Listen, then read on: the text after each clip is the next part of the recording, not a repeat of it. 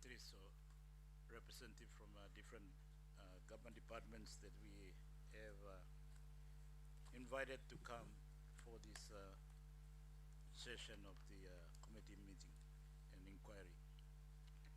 This committee was set up last year as a special parliamentary committee. We had convened on the 14th to 15th of October 2025 for the first time, and it's, I would say, a historical sort of addition by Parliament, and also a historical session in the sense that for the first time in the history of our country and our people, our nation, we are bringing focus and attention to a very important sector of our country, and that is the children and youth of our country. These formative years of our citizen, like any other country, is very, very important. The rest of their life and rest of our life depend on how we are prepared at the early childhood and in our adolescence and youth. What we can see from the last 50 years is that there is not much very concerted effort in terms of policy and in terms of a program that is directed at this particular sector. Most of the time we have parked this sector with a department that we have neglected, and that is the Department for Community Development. All the social sectors are packed with that department: children, youth, women, church, people with disability, and it's a very big demanding sector, but the resources that goes to that department is very negligible. And equally down in the provinces, I think responsibility are gradually being decentralized, going down to the provinces, but it does not accompanied by funding or resources to enable the provincial governments or the local level government to reach out to this very important space. This is why the Parliament set up this committee. In the wisdom of the Parliament, set up this committee so that the committee can shed spotlight and get all of us, importantly, to put attention and effort into this space so we can change the dynamics, especially looking into the next 50 years. So today we will continue our inquiry, and I would like to take this time to thank all our committee members for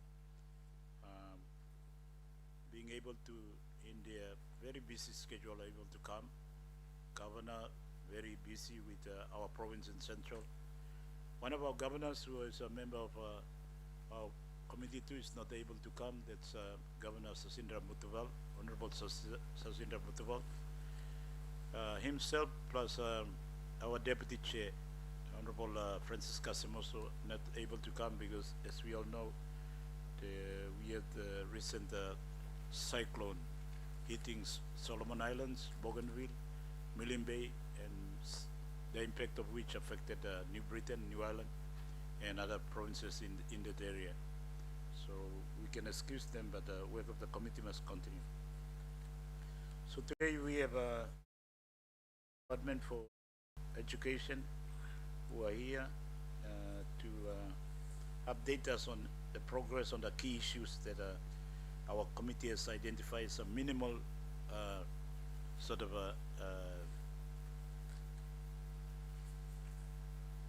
programs or services and initiative that must be undertaken in all sectors in order that we can really be providing the conducive environment for children to grow, to learn, to develop mentally, develop physically, develop spiritually, develop emotionally, and are able to start their journey on a very strong foundation, supporting the parents and all the other institutions of state.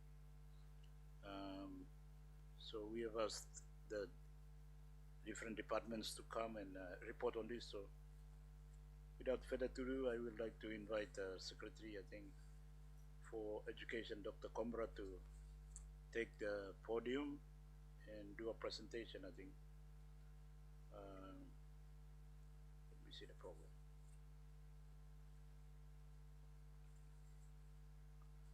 Doctor, I think you do a sort of a opening remark, and then we will can exchange you with the questions, I think.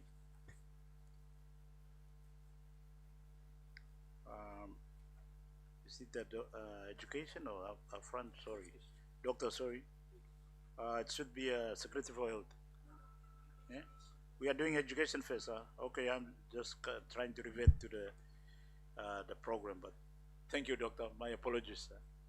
We have on the program have tasked the sort of schedule the Secretary for Health, but we will have you all you are first. I think the main focus is to access and quality and the system of education that we have put in place. And Doctor, I think in the first inquiry there are a lot of gaps, especially in the secondary. I think in the primary we are doing well, but when they go up to secondary, it flops again. And of course, tertiary is another issue, but it's not in your area of responsibility. We will have the Secretary for Higher Education coming later. But now also we have the new policy on early childhood, so you might want to give your presentation in those two areas along that theme. Thank you, Secretary Combra. Thank you. Thank you, Governor Pakop, Chairman of the Special Parliamentary Committee on Children and Youth, the committee members, our development partners, and ladies and gentlemen. On behalf of the Department of Education, I'd like to once again thank the committee for inviting us to come and make a presentation. We were here in October, and in our October presentation we did provide a lot of information, and this we believe will be an update of certain areas that we have been tasked to work on and give further information on the progress we've made since October. So Chairman, my presentation I believe will be very short, but if there are areas that you want me to elaborate on, I try my best to do that. We did provide a full written submission of brief to the committee and to the Secretariat, so I would think you would have a copy or a summary of that report we did. Our school education system, we have two main subsectors in our education system, one of the higher education and the lower education system. The lower education system, we look at early childhood education, then to primary schools, secondary schools. Those are the three key sectors we have, subsectors within the general education system. We all, the policy framework we have is the Vision 2050, the MTDB4, and we have a national education plan that runs from 2020 to 2029. And most recently we have government has approved a 50-year vision that is yet to be launched, but the cabinet has already approved, and we'll be launching that very shortly. So those are the vision and framework we have that we work under to implement certain policies. But overall, we want to give the quality education to every child in Papua New Guinea. That's a critical underlying goal, to provide quality education for every child that is born in our country. The first sector of our lower education system is the early childhood education. This is a new sector that we have got cabinet to requested cabinet to endorse, and have endorsed that in 2020. And again, in 2025, we took another policy that they have approved, and I'm going to elaborate on that policy that cabinet has approved. The introduction of the early childhood education is a completely new sector. We have non-government organizations, private organizations that have been implementing or offering early childhood education. But we have decided that there should be some consistency of standards right at that level. So what we took to cabinet was for an endorsement of a national policy on early childhood education that was approved, and there was one sticking point. The sticking point was who will pay the teachers, and that was one of the critical points that we wanted to be very careful in introducing the early childhood education. So at my last presentation in October, I said that we have submitted a cabinet submission for who will be responsible for the teacher's salary. So I'd like to inform the committee that Cabinet has made a decision to approve that all ECE teachers will be paid and they will be members of the teaching service. So that decision came in only March. We submitted in July last year, and we got the actual decision last month, this year. Very good.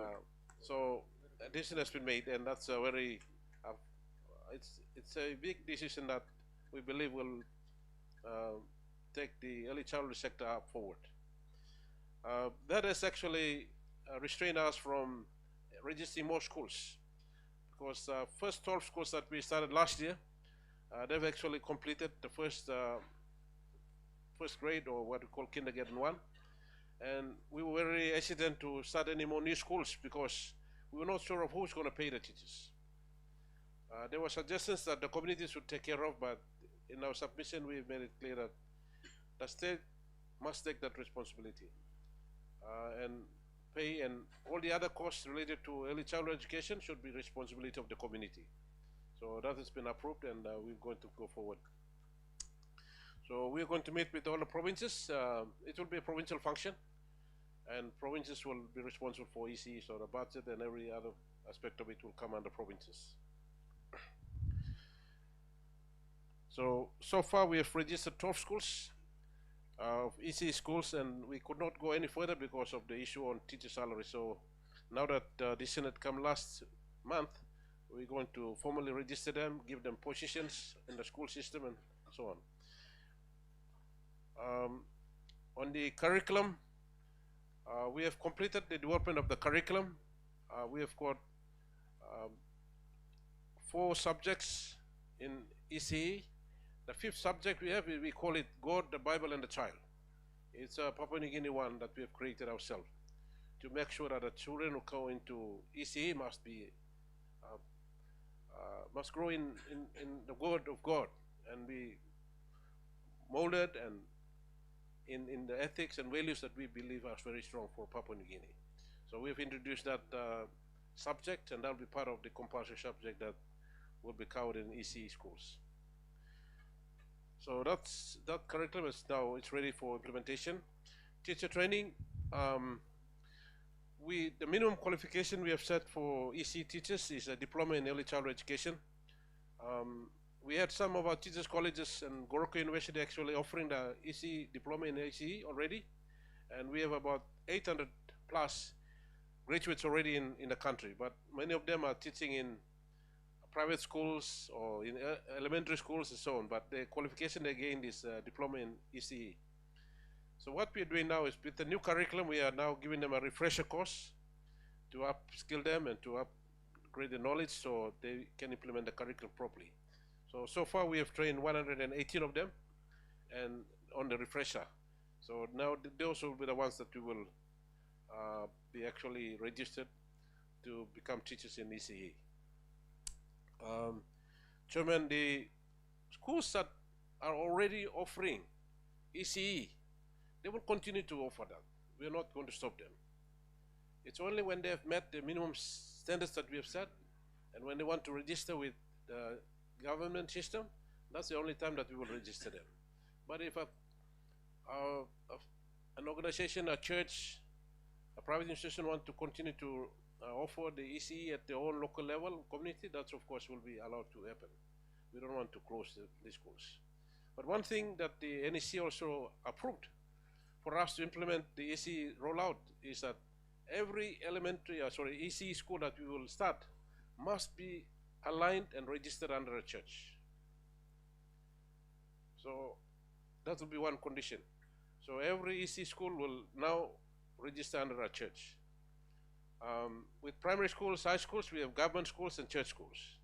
But for ECE, all of them, by policy, will become, or if they are not church agency school, they must be aligned to a church.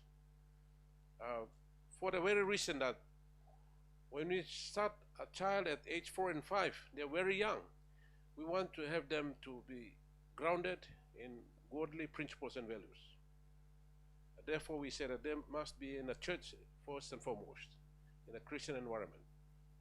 So that's why the policy has been made to include church as a key partner in the implementation of ECE. So Secretary, I'm just going on from there for clarity. All the primary school have to, if they are going to set up a ECE, they are going to align with some church, or how does it work? Primary schools. Maybe you can put it in a different way. All the elementary schools that are attached to the primary school, will they now become ECE? And if so, then are these primary school going to be affiliated with a particular church, or how does it work out? Chairman, in our school system, there are structures like this: 2, which is the ECE, Yeah. and then 6, which is prep grade 1 up to 6. All right, that's the 1 is prep, and then the 6 is 1 to 6, and then we got the next 6, which is the secondary 7 to 12. So that's 160. So in other words, if you really look at it by numbers, you can call it like a 2-1-6-6. So the 2 is the ECE. Yeah. It is age 4 and 5. It's a completely new system. It's not an elementary school. The elementary school is now amalgamated with the primary. So primary is actually starting with prep and then grades 1 up to 6. So it's not. So what will be the age group, or age level at prep? Prep level will still remain the same, which is prep is age 6. Age 6. Yeah. So that means 5 and 4 will be 4 and 5 will be ECE. ECE. What about 2 and 3? 0 to 3 will be part of the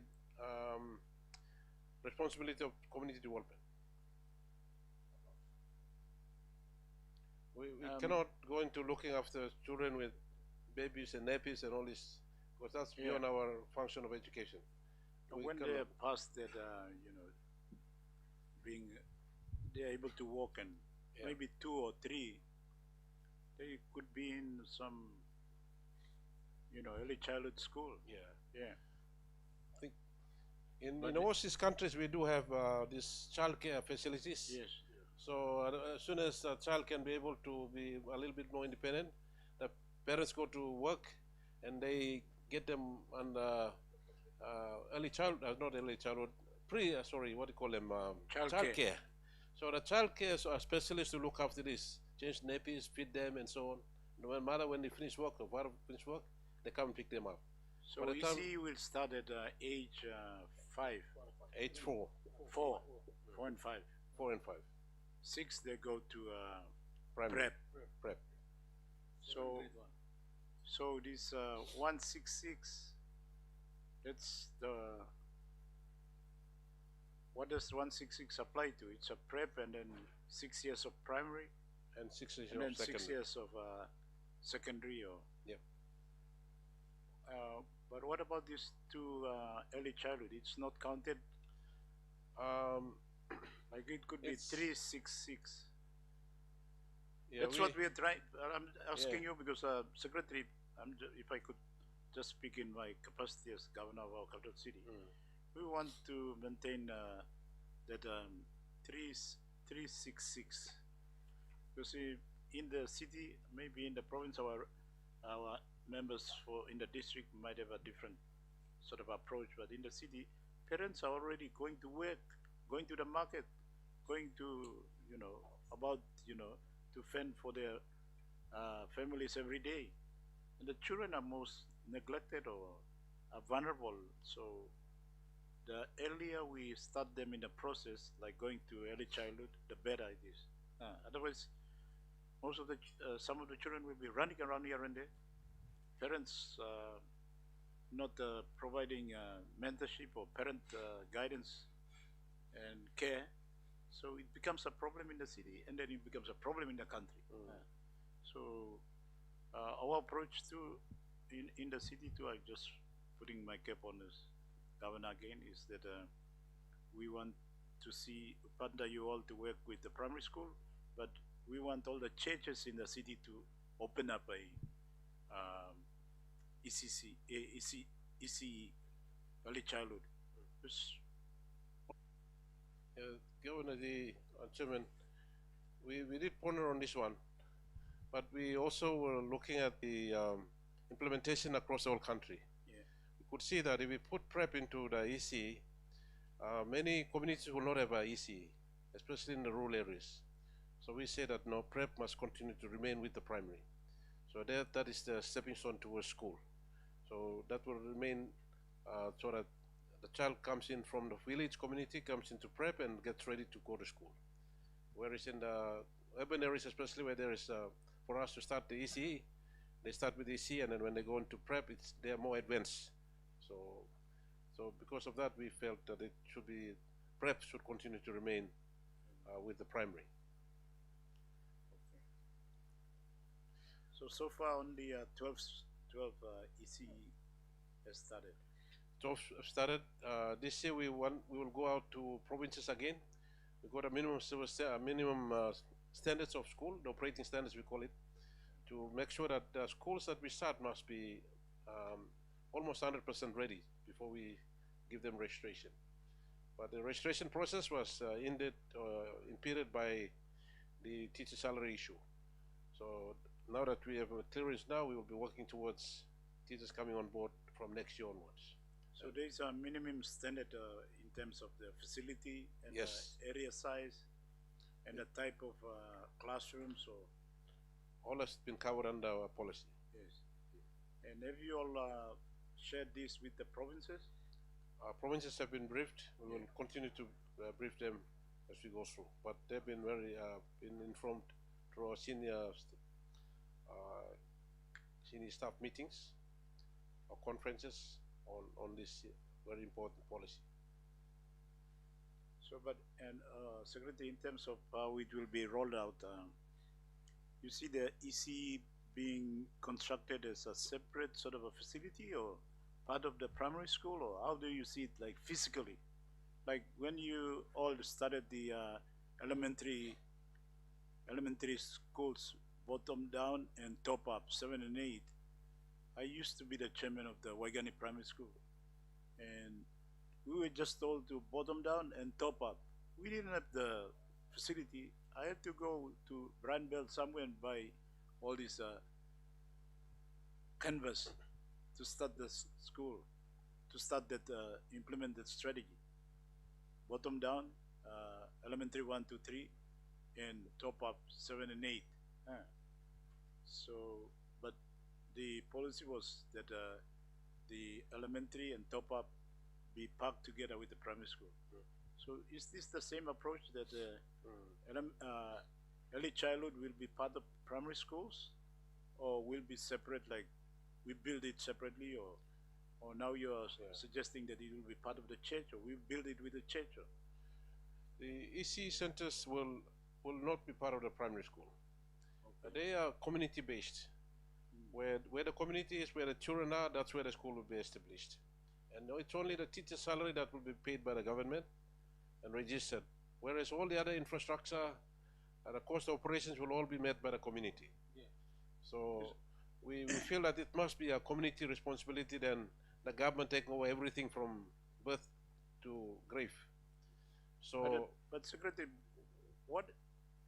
the schools now, the primary schools, they have already have, capacity. Like I can give you an example down at what's our school down there Botuka? at the village, Agara Primary School. We have built the facility for the elementary school, which is in the same boundary but a bit physically separate, isolated. So, what are we going to do with that facility? That's my question. Why can't we just convert it and call it like ECE? Chairman, I think it's any configuration can work. Okay. So we should not say that they must be off the campus. No. Okay. Like Agara and Anobara and so on, the community is very close. So you do everything at Agara, I think it will work out very well. But you take a school in say Manus, we cannot take a age 4 and 5 right from the most remote island and come to school. So that's where the community has to look after EC first, and then to the elementary and primary and come up. Okay, so Secretary, maybe it'll be flexible, huh? We should say which flexible. might include the primary school, the facility or the infrastructure is already there. So the community might say, well, let's continue our ECE in where the elementary used to be. If that's No problem, huh? no problem. Okay. We can. Chairman, sorry, just supporting Secretary and depending on the infrastructure. Like right now, even because of the population, like we have one early childhood in New Guinea, one inside the village, one in Katana, and Northwest is paying for the teachers at this moment because the schools are small. Very good. So I'd like to just move on to another policy decision that the cabinet has made, and that is to provide meals for every child in ECE. That the community must be responsible for having a standard meal for every child that comes into ECE. So that's also covered. So when we implement the ECE policy, strictly from now onwards, we'll be taking that into account for a standard meal to be provided by the community. They make a contribution, and then the children are fed with a balanced meal for proper food. Yes, that must be a requirement for the whichever community who wants to raise the EC. They must meet this. They must be able to provide that nutritious meal or balanced meal. Prescribed, yeah. So all must work on local community must work on commitment or something. If we get a EC raised, we will build a teacher's house. We will build a classroom, and we will provide the meals for the kids. Well, it's like an also commitment on us. We're going to raise them school. Yeah. Thank you. We'll go into some kind of an what you are suggesting. Remember, we'll have to look into that to have an agreement with the community. Yes. Secretary, that needs a lot of care and attention because you know the community could just become lazy and give all Meiji noodles, kind of magic cubes. You know, you go down, Secretary, you drive through this street down there going the Goodwheat and you see what strip. Children are being fed so many junk by vendors and beside the school fence. And our NCD, I'm just giving an example. Our NCD education is not clamping down and chasing these vendors away. So if we, it's a good idea that you know the ECE have meals because it's good for their nutrition and health and so on. But the risk is that the community might resort to ice block or scone or something like that. How are we going to ensure that they are not fed this junk, unhealthy, unhygienic food? So what we see from what I can see, we FTCC schools as community owned and operated. So the community themselves are responsible for how they will look after their own school. So if they care about the children, then they have to say that no, every parent, you have a child there, you must contribute this much, and then this group can come and do the cooking. That women group can come do the cooking the next day, this meal, and serve them. Secretary, I think it's better that we have under the supervision or inspection that we built into it, because what you're saying is good, but here in the city, I'm just giving an example, we have that regulation in place to protect the children in the primary school, but all mama ko salim junk here there, and nobody is stopping them. There's a school board, there is a principal or head teacher in the school, but they are not taking action to stop the sale of all this junk food, cordial, what else? Noodles. So it's a bit risky, but at least we are raising it now, so we can put the mechanism. Thank you. Yeah. Secretary, through the chair, I think because of the age group of our children who will be going to ECE, I think it's better to have something that's more structured. So referring back to the minimum standards, I think we should get groups from within the community who should bid to run that program. rather than just expecting the villagers to bring the things. There should be, whoever is interested in running that, they should bid, and then there should be minimum standards on what do you want in terms of nutrition value and other things that for the school, and they should go by that. So, Imposed by you. so when you come down, your inspectors come down, they're ticking off on those things, Yep. rather than leaving it to the community to Yeah. do that. That is the starting of their education, and it can't be left to, ad hoc basis. It has to be started structured, going through. Thank you. Thank you. Chairman, can I go to the secondary, Yes, sorry. primary, secondary, or Maybe time before up? you go to secondary, no, I just want to raise these questions. Firstly, in terms of the teachers you mentioned, what is the expected ceiling nationally of that you all have planned for the ECE teachers? Would it you all have a particular ceiling like 100,000 or 70,000 or? And what Right would now, be right now we have, as of December, pay number 26, we had 72,000. This on the payroll. no, I mean ECE. ECE. Yeah, ECE. Uh, What, have you a ECE projection of how many teachers we are going to have for ECE? Yeah, ECE will be a very huge sector. You all have a projection or not? We do have projections. Right now, I don't have the figures here, but it's going to be very big.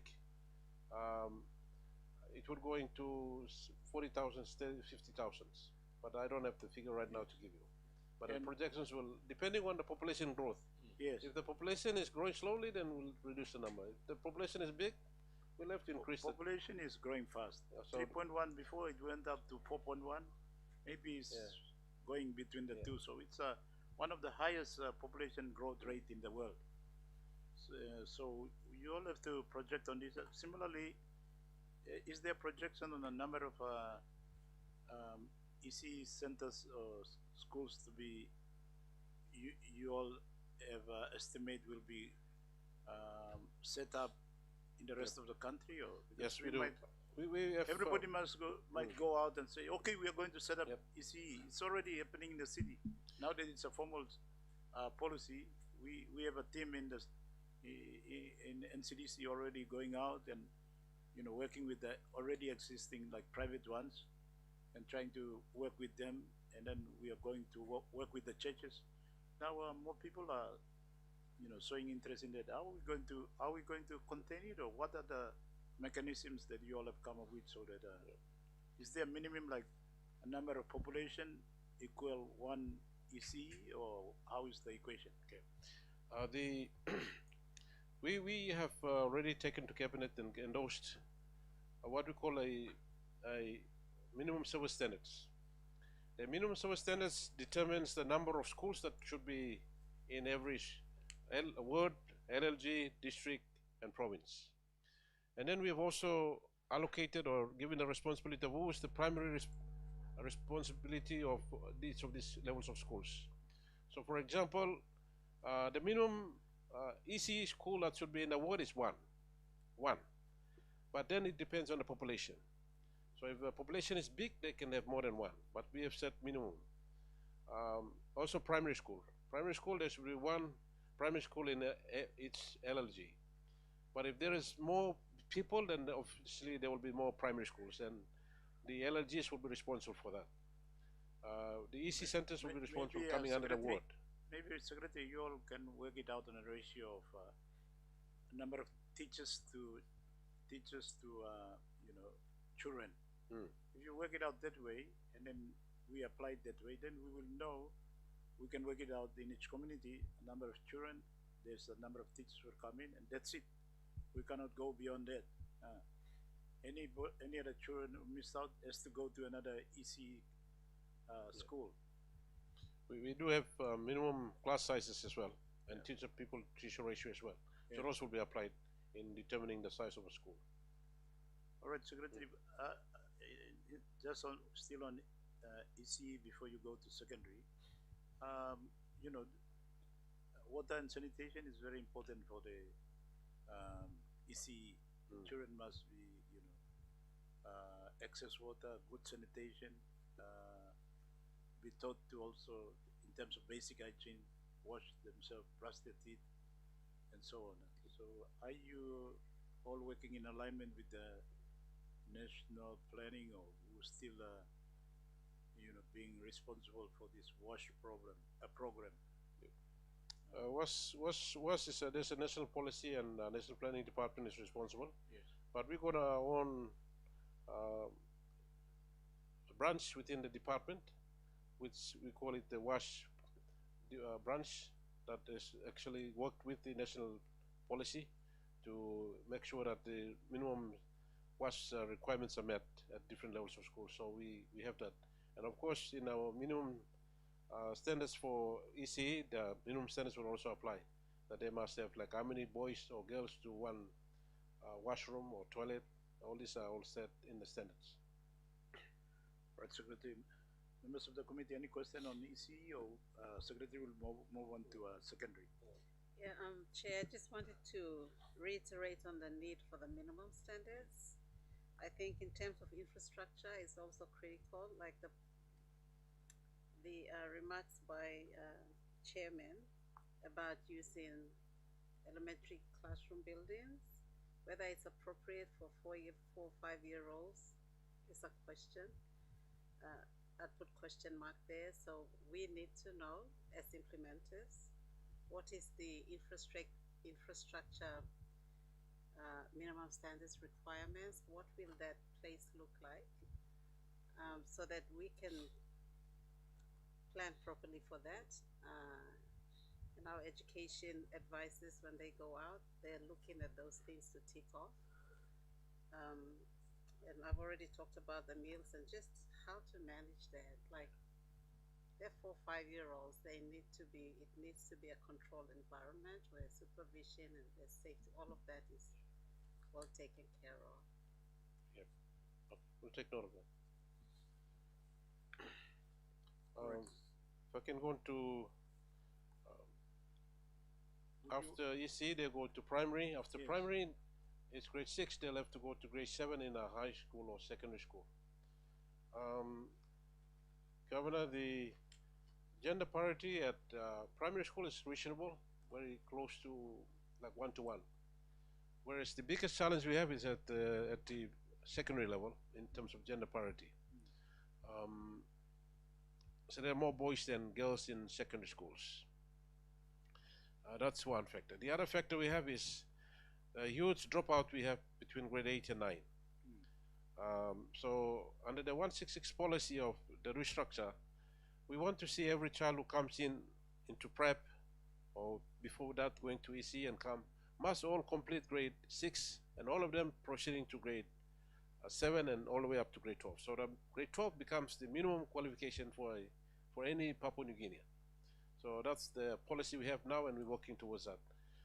Under the 166, we already have across the country about 40% of our schools have already converted to take on the 166 policy. So we're still slow, but we will hopefully get there sometime.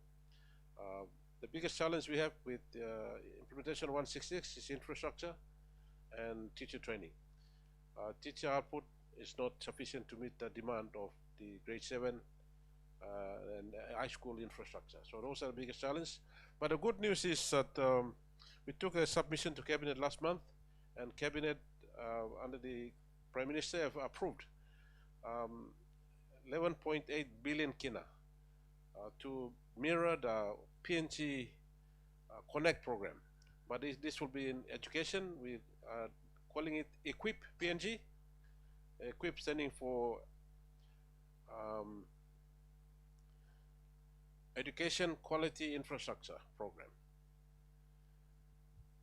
Meaning that 11.8 billion that will run for 10 years from next year will be invested into classrooms, into teachers' houses, into WASH, and curriculum and teacher training. So there are 4 or 5 components that we will then progress to ensure that children who come out of grade 8 will move into, grade 6 will go into grade 7 into high schools. So there will be a major program. If the government will fund under the policy that's been approved, then we will be able to meet the challenges we have in teacher training and infrastructure development. This year, we started with pacing out selections in 6 provinces: Ella, Enga, Western Highlands, Jiwaka, Eastern Highlands, and Western Province. Those provinces have got what we call retention rates. Like over 80% of children are going from grade 8 to 9. So we started with those 6 provinces this year. And the government has allocated or has promised to give us another 300 million kina to help these 6 provinces to implement the non-selection to grade 9 this year. So we are working with our sister departments to make sure that program can roll out this year. So Secretary, that's the biggest challenge we had, but our government has come very good, and we hope that the real money comes so we can fully implement that. Secretary, this is in parallel with the the exam thing. We delay the exams to, is it to grade 10 or to grade 12? No, the exams still remain. At this point, the exams remain at grade 8, 10, and 12. We haven't removed any exam. Exams remain. It's the selections only. What will be the purpose of the exams? Exams is to measure the student's achievement of certain subject content. But not for deciding whether they progress. It should not be used for selection. It's just, we use it as a proxy just to cover up ourselves. No one should be a dropout in Papua New Guinea. So grade 6 will still have exam, grade 8? At the moment, we have at grade 8, 10, and 12. But we are looking at also introducing at the earlier time at primary as well, maybe grade 3. So we have 3 or 4 exams through the system. Yeah. Okay. We don't have to wait until grade 8. We can with the reforms, we can bring them 1 or 2 exams before that. All right, Secretary, if you go on, just in terms of physical things, 166, so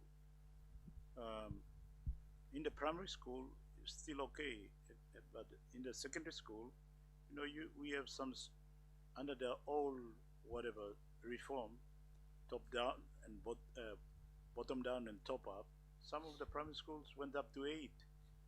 So they built the infrastructure for 7 and 8.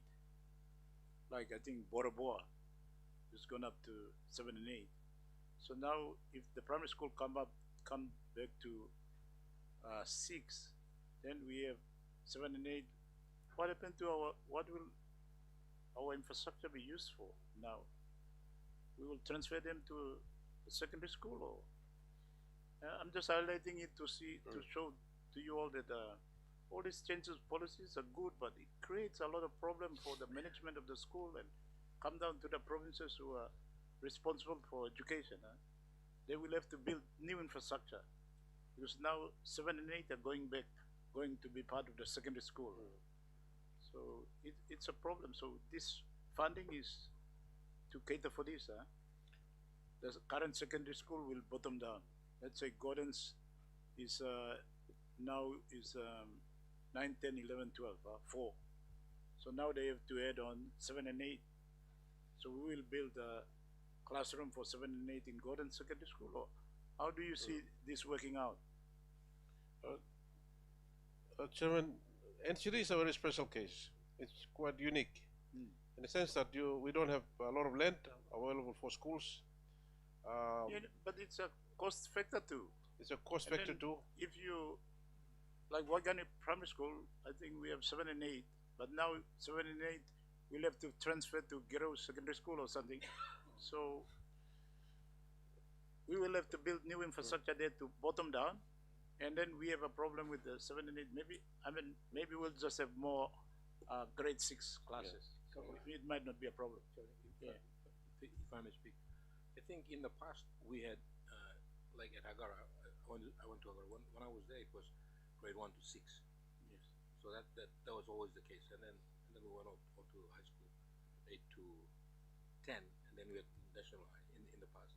So the infrastructure is, just my opinion, I think it's sort of there for 1 to 6, and high schools were 7 to So I think Yeah. we should be okay. So, Governor, in NCD we are adopting a different strategy given the context we are in. So we are building schools in the primary schools, high schools in primary schools. So like Erima, where there is a lot of space there, the grades 7 and 8 becomes part of junior high school. So the junior high school is developed on the same land, but it's a different school itself. That's what we're doing. So eventually, hopefully, we grade 9 and 10 at Gordon's, they can go into those junior high schools. So you get, Gordon's can become just a grade 11 and 12 school. So that configuration can be done. So we have applied a different strategy for NCD because of the context that NCD is in. Some provinces can be different. So the structure is quite flexible.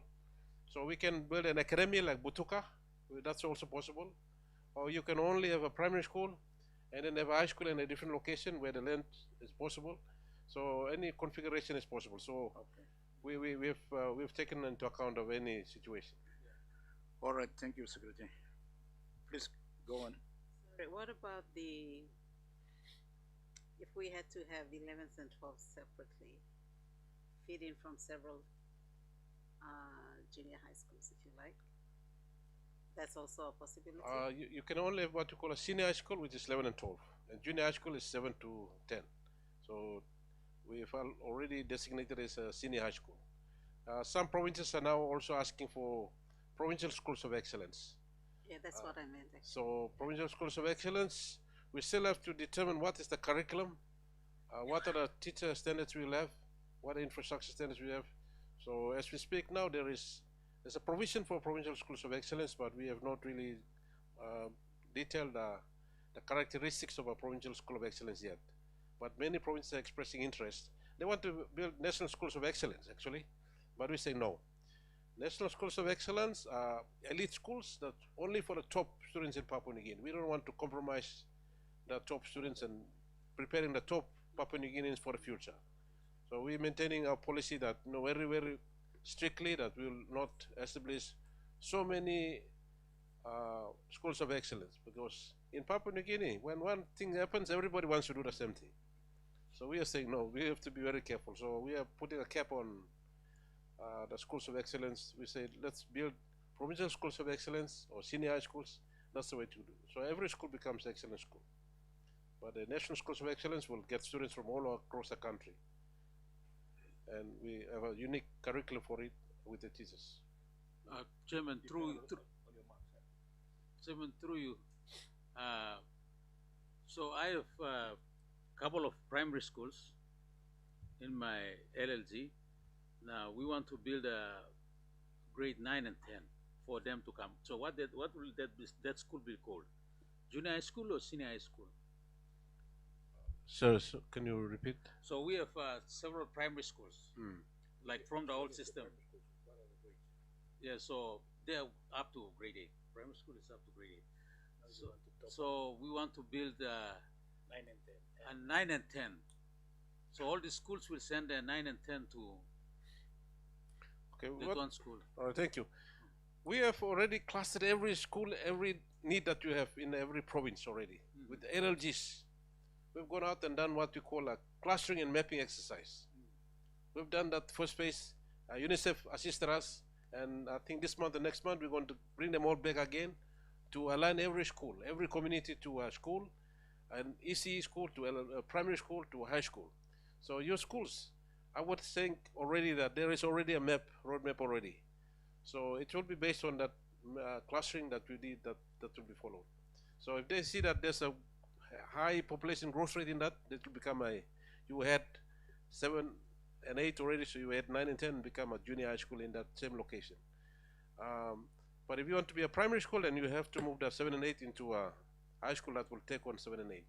So my planning team has already clustered every province already last year. So we've got a cluster map, a mapping and a clustering exercise we've done completed last year. If every education planner in every province gives you the information, you will know exactly where the schools will be and possible future schools will be. I think that particular report is very important. It should be presented to the DDs and All right, thank you. We will do this validation exercise again this month or next month. Once we do that, we'll make it available to you. We'll send it to you for your own district. Yeah, thank you, thank you. Secretary, please move on to secondary school. We I think might I've be covered pressed that, for Chairman. times. Yeah. I've covered that secondary already, so Okay. yeah. All right. Okay, Secretary. Before we excuse you, I just have some question I want to raise with you. Um, there is a high, problem with retention at the secondary school. Have you all identified the basis of the, problem with the retention? There is a problem with the, boy-girl, balance. So that's one problem in itself. But generally, the statistics shows that from primary school we have about, maybe 80% going to school. But when we get to primary school, secondary school, it drops. It drops, a big drop. So if the department identified with the provincial governments the reasons for all these, gaps, and do you all have a step, some action, or what sort of action you all taking to ensure there is retention? So whatever is in the primary school comes to the secondary school, and as you have mentioned, achieve this goal of minimum grade 12 education. Yeah. Yes. So, Chairman, so I think the biggest strategy and the way we have to go is to remove the selection system, the dropout system. If everyone can go from prep and go up to 12, All right. the participation rates of boys and girls will remain generally the same all the way through. Okay. I think that's the biggest strategy and implementation we should take place in Papua New Guinea to ensure that gender parity remains equal all the way through from their school system. But this is like based on a study. You all have done a survey to work out like the cause of the, low or big drop in retention in the secondary school. Is due to selection, yeah. or is there other factors? What about space, or what about fee? Fee is no longer a problem with TFF. We have not conducted a specific study on this All between grade 8 and 9, why many of students are dropping or girls dropping out, and 10 and 11. Yeah. But from our experience and knowledge, we know that when there is limited space in grade 9, for example, boys have culturally or for some reason have continued to into grade 9, and the girls becomes the victim of the system. And therefore, I think if we continue to build gender, be very conscious of the space that girls should have, like wash facilities, girls' dormitories, or even girls' schools alone, like Marinville. Yeah. I think that will encourage more girls to go Retention. into schools. So, a couple of strategies we can implement in provinces to encourage more girls to go up to grade 12. But I tell you, if you go around to any graduation, the performance of girls are very, very good. Yeah. When they have the right environment, the right teachers. So I think girls got just like any other person. They got the ability. So it's just the environment, the resources we support them, and I think everyone will be treated equally. But Secretary, I would, apart from selection, I would also, and other factors, I would also suggest that, the space is still a big problem nationwide. It's like in the city, for example, and just out of my head, I think we have about 40 plus something. Maybe 45 or 42, used to be 42 when I started my term in early 2000s, 2007. We have about 42 primary school. But we don't have a lot of secondary school, at least state secondary school. We are lucky in the city, we have agency school like the Catholic Church having Jubilee, or having Marinville, or Don Bosco, all these De La Salle, and out at Gerew, Charles Lawanga. We have all these agency school helping us, so we can retain the intake into primary school going to secondary school. So I believe space is also a factor or problem? And if this is so, if you agree with me, what steps are we taking to create more space apart from getting rid of dropout, getting rid of selection, everybody from primary school going to secondary school? What are we doing to create more space for all our children to continue from primary to secondary, grade 12, minimum? Maybe it's a problem only in Port Moresby, or in Port Moresby too. If you We look have at people, Governor, with due we have respect, students coming from Central Province, Yeah. Gulf Province, from Yeah. all of the country coming into Port Moresby too. also at a primary level, if you go to Ward Strip, you see the class size around 50 students, 60 students in a class. Yeah, But if you go down up to Geru yeah, and schools around Geru area, the classes are small. yeah. So, Governor, if we sit down sometime, I will tell you that this is what the real class sizes are. And I would suggest that we apply the policy of what you call a regional selection system, where students within that local area only go to that primary school. They don't travel all the way to Ward Strip and create bus problems and all parents transporting here and there. We just make Geru high school or primary school an excellent school, so the parents will feel happy and they will send the children to Geru only, or to Wildlife, or wherever they are. I think that's a problem we have in NCD. That No, every morning they're moving Secretary, it's all just over a- the place. It's just mathematics too.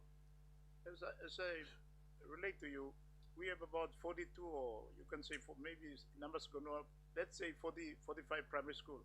But if you count the secondary school, there are less than 20 in terms of government schools. And as I said, the agency have supported us. Still, it's less than, I don't think it's more than 30. It's probably less than 20 secondary schools. So we have a real problem fitting all these 42 or 43 primary school children into 18 or secondary school.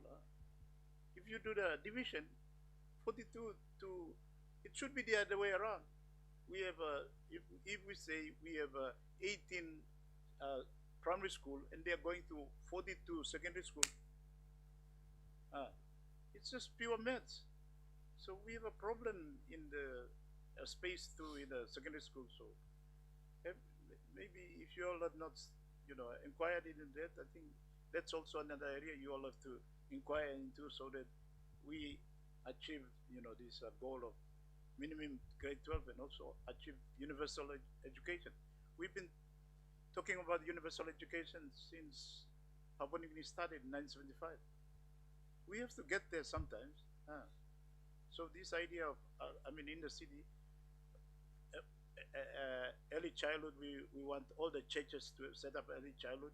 Will not only help early childhood, but will enable us to at least have universal early childhood education. Then maybe we'll do the same with primary. And then we start thinking about the secondary. How are we going to achieve it? So I've flagged before, like, why don't we have night classes, or we ask the churches to become a secondary school in during the week. Nobody's going to pray during Monday to Friday. They are going there on Saturday and Sunday, so church stuff nothing. So, but I'm just pushing this, laboring on it, because we have a big gap, and I'm just using NCD as a problem. Maybe it's not a problem in Morobe or in Wawaria. Yeah. So, Governor, sorry, when I mentioned about 6 schools before, Yeah. that will be funded under the 300 million this year. If the government gives us the funding. It includes NCD and also Lay City. So we added those 2 provinces. Wawaria, you'll come in 2027. All So, right. thank you. But before I sit down, Governor, can I just say one thing? Yes. All this depends on policy implementation, drawing the policy and then implementation. Our 1995 organic law that was passed and that we've been implementing has actually disconnected policy with implementation. So right now, the Department of Education can draw up a policy of 166, EC, and so on. To implement, it will be the provincial education divisions. But they don't report to me. They report to the provincial administrator. That's the current status quo. So we need to fix this up some way to find a compromise with provincial governments, the public service system, to have a system where there is some level of accountability, a connection between provinces and the national system.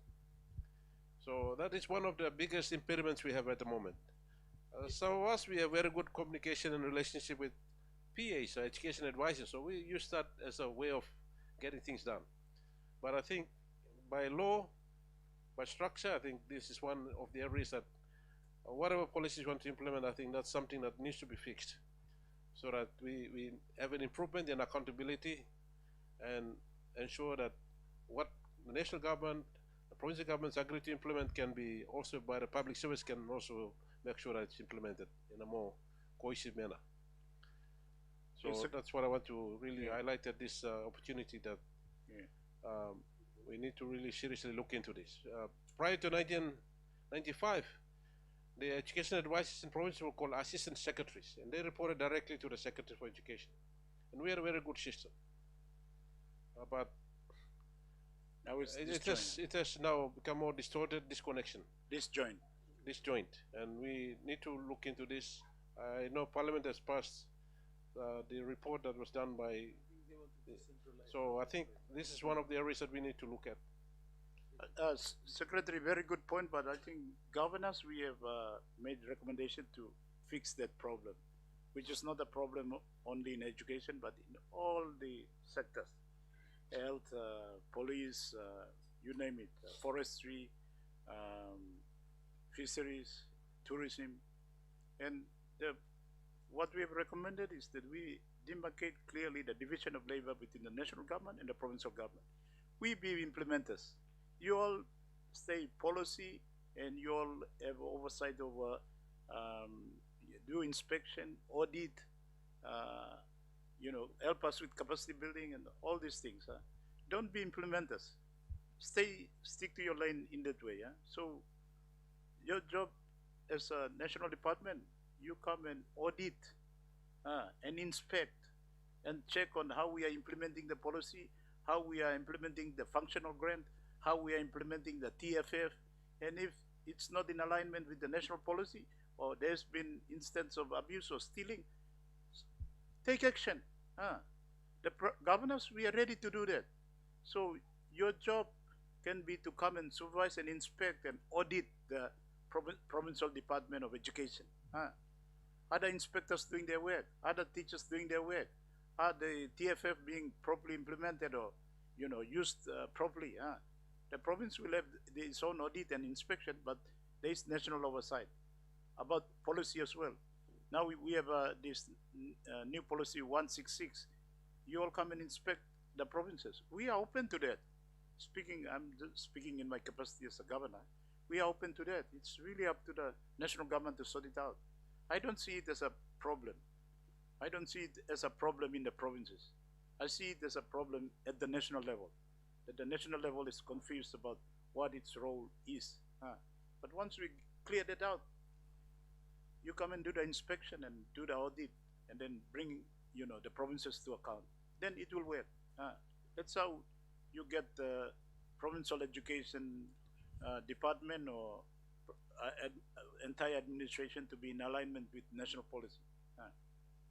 The recommendation we have made it maybe governors conference. We held it maybe last term of parliament, this term of parliament, the early term of parliament is waiting for our minister to progress it to parliament. Once we do that, I think everything will be clear. Let's work towards that. Secretary, I think your time might be up. Yeah. Sorry. Chair, if I can just make a few comments. First of all, I commend the government for putting that special funds to assist provinces in building infrastructure, education infrastructure. I think a lot of provinces, all provinces will be struggling with that. I know I'm definitely struggling with that. And so the criteria now in terms of how we access or we become eligible to get assistance then becomes quite important. Now you are talking about retention being the criteria, but later on for other provinces, what would be the criteria? And that's about just new infrastructure, but the issue also is maintaining existing infrastructure. That's already a great burden to provinces as well. And then in this system where we want to keep our students in school until grade 12, is that implying compulsory education from up to grade 12? And my other question is, in terms of vocational schools now, where does it fall in this? Is it after grade 12? Because we are investing in vocational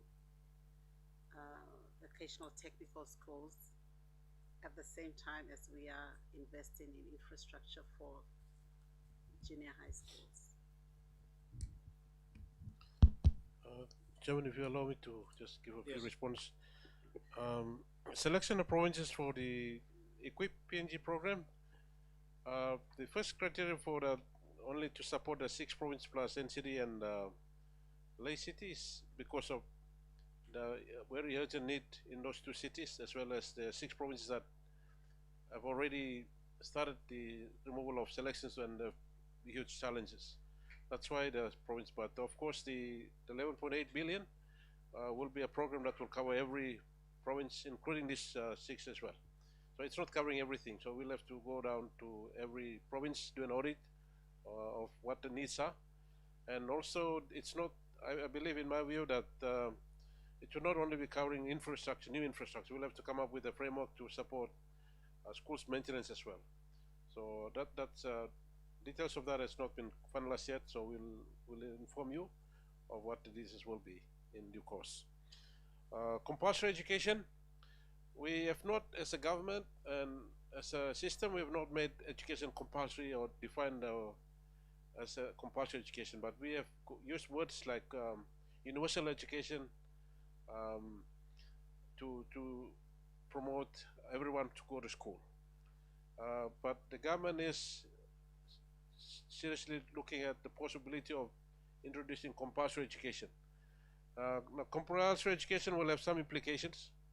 For example, we must have enough teachers. We must have enough schools and classrooms to make education compulsory. We don't have this and say everyone must go to school, but then there's no teacher. We might have an issue here. So therefore, we are now making it like classrooms have to be built, teachers have to be trained. There's opportunity for everyone to go to school. But I believe hopefully in the near future we will make compulsory education. One sector or for everyone. Maybe if we adopt that as a policy, then we will get there. But if we keep on leaving it, general, then how will we get there? Just a suggestion. Yeah. Why don't you all think about it that at some point of time we're going to make education compulsory? You all provincial government have to make sure that all our children are going to early childhood, primary, secondary. You have to do it by this year, by this particular period, and then we will get there. We set a target. But as I mentioned to you, we have been talking about universal education since 1975, 16 September. We have not got there yet after 50 years. So we have to change this narrative. That's why we have this committee to have oversight to get us. How are we getting there? How are we looking after our children, making sure that they got a better start so their life can be better than ours? So Secretary, Thank you. think about it seriously. We'll think about seriously. Maybe in a report of your committee, maybe that could be a very strong recommendation. Yes. That we could also put into policy for NEC endorsement. Compulsory education. Thank you. Yes. The last one is on vocational entry. Vocational used to be like grade 6. We used to go to vocational, then we go to 8, 10. Even now 12s are going. So the entry into grade vocational schools have been raised. But we are encouraging for grade 12s to go in. So hopefully in the future it will be only 12s. But now we still have grade 8s and tends going to vocational schools to skill our young people. Thank you. Thank you, Secretary. On behalf of the committee, I thank you for your time and for your contribution this afternoon. We still have a lot of questions, but we will, some of these questions will forward them to you all, so you all can submit us a report or, address on them to form part of our recommendation to Parliament. So I thank you for your time today. Thank you. Thank you, Chairman and members. Chairman, I just one question for the Secretary. We are creating EC, but what about the training for teachers, EC teachers? We only have Goroka University. Yeah. So how are we going to train if it's going to be 7,000 or 4,000? 70,000. Yes, we've already alerted the Department of Education. We had a meeting last month, and we told them of this possible need that we will have. We have asked for all teachers colleges to offer early childhood education, diploma in early childhood education. So we will formalize that, and we'll see that all primary school colleges, they also offer. Now, also one or two teachers colleges, new ones that are coming up, they want to only specialize in ECE teacher training. Okay. So we're working towards that one, but for now we're looking at those few PNGI, Goroka, and I think Enga, and one in Eastern Britain that's been training those 800 teachers. But we are saying that it must be institutionalized. Yeah. So hopefully all teachers colleges can offer we have a standard curriculum for teacher training in ECE, and then all of them can offer that. Can you track you on that so you can get an update on how you going with progressing with all the colleges offering curriculums for diploma for early childhood? So maybe next update. Yep. We'll work with higher education department. Oh yeah. So to higher education department. Okay, I think Chairman, we need to bring higher education department into especially for early childhood teachers training. Thank you, Secretary. Doctor, thank you. Thank you for that. Mr. Kenwa is here. Are you standing in for the Secretary Kase? Your Secretary is here or not?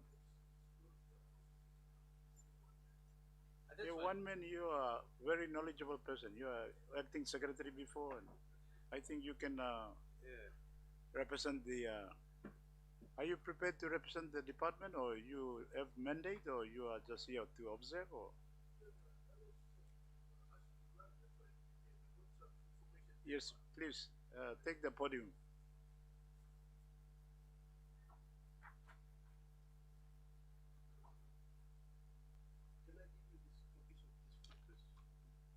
Yes.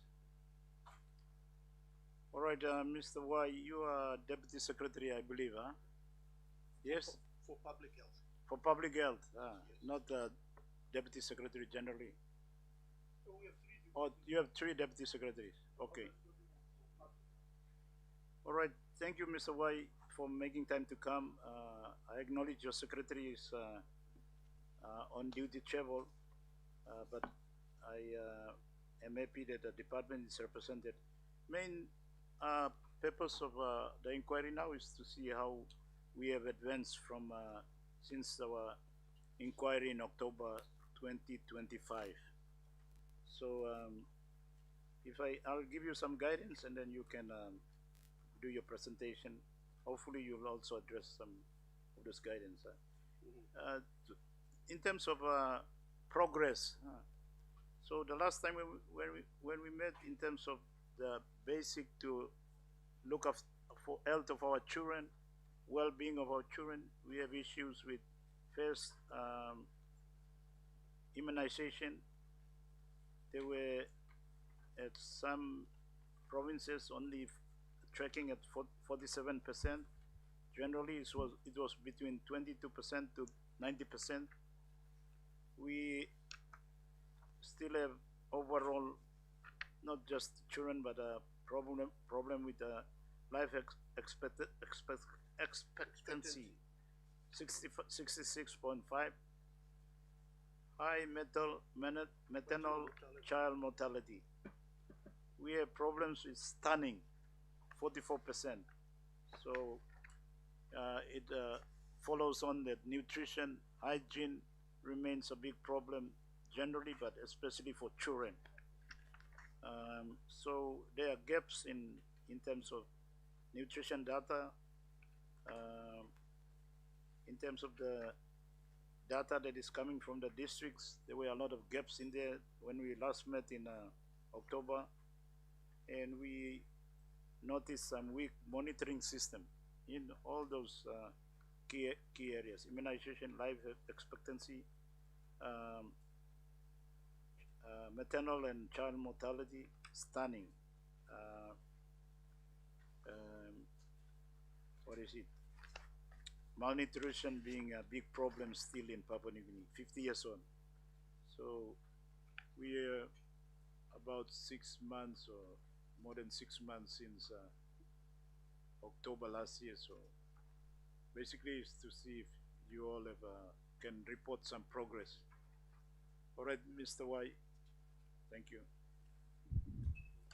Right, thank you, Chair and the committee members, and of course the media and all our observers. Thank you. I'll try my best to cover some areas. I don't have my technical officers with me, so health is responsible for the womb to the tomb, as we say, and our lifespan is at 66.5, while other nations are at 75, 80, thereabout. There are a lot of issues with that, and starting with that is really on immunization, because the best active preventative measure that we can give to our children in the country is through immunization. So we have a well-established immunization system, and immunization is like a fence. And if the immunization coverage is well above 95%, then our children are guaranteed of diseases like measles and pertussis and poliomyelitis and all that. When it is below that, our children are not safeguarded. So we are faring at 30 to 40 and 50%. That's why we had an outbreak of polio. We had about 5 cases of vaccine-derived polio in Morobe, NCD Central, and in Enga Province. So we've monitored it, and then up to now we haven't received any. Yes, we did a lot of tests and surveillance, but that's how many we've done so far. And then we've found so far, and as of today, we've only found 5 cases, but we did 2 rounds of immunization.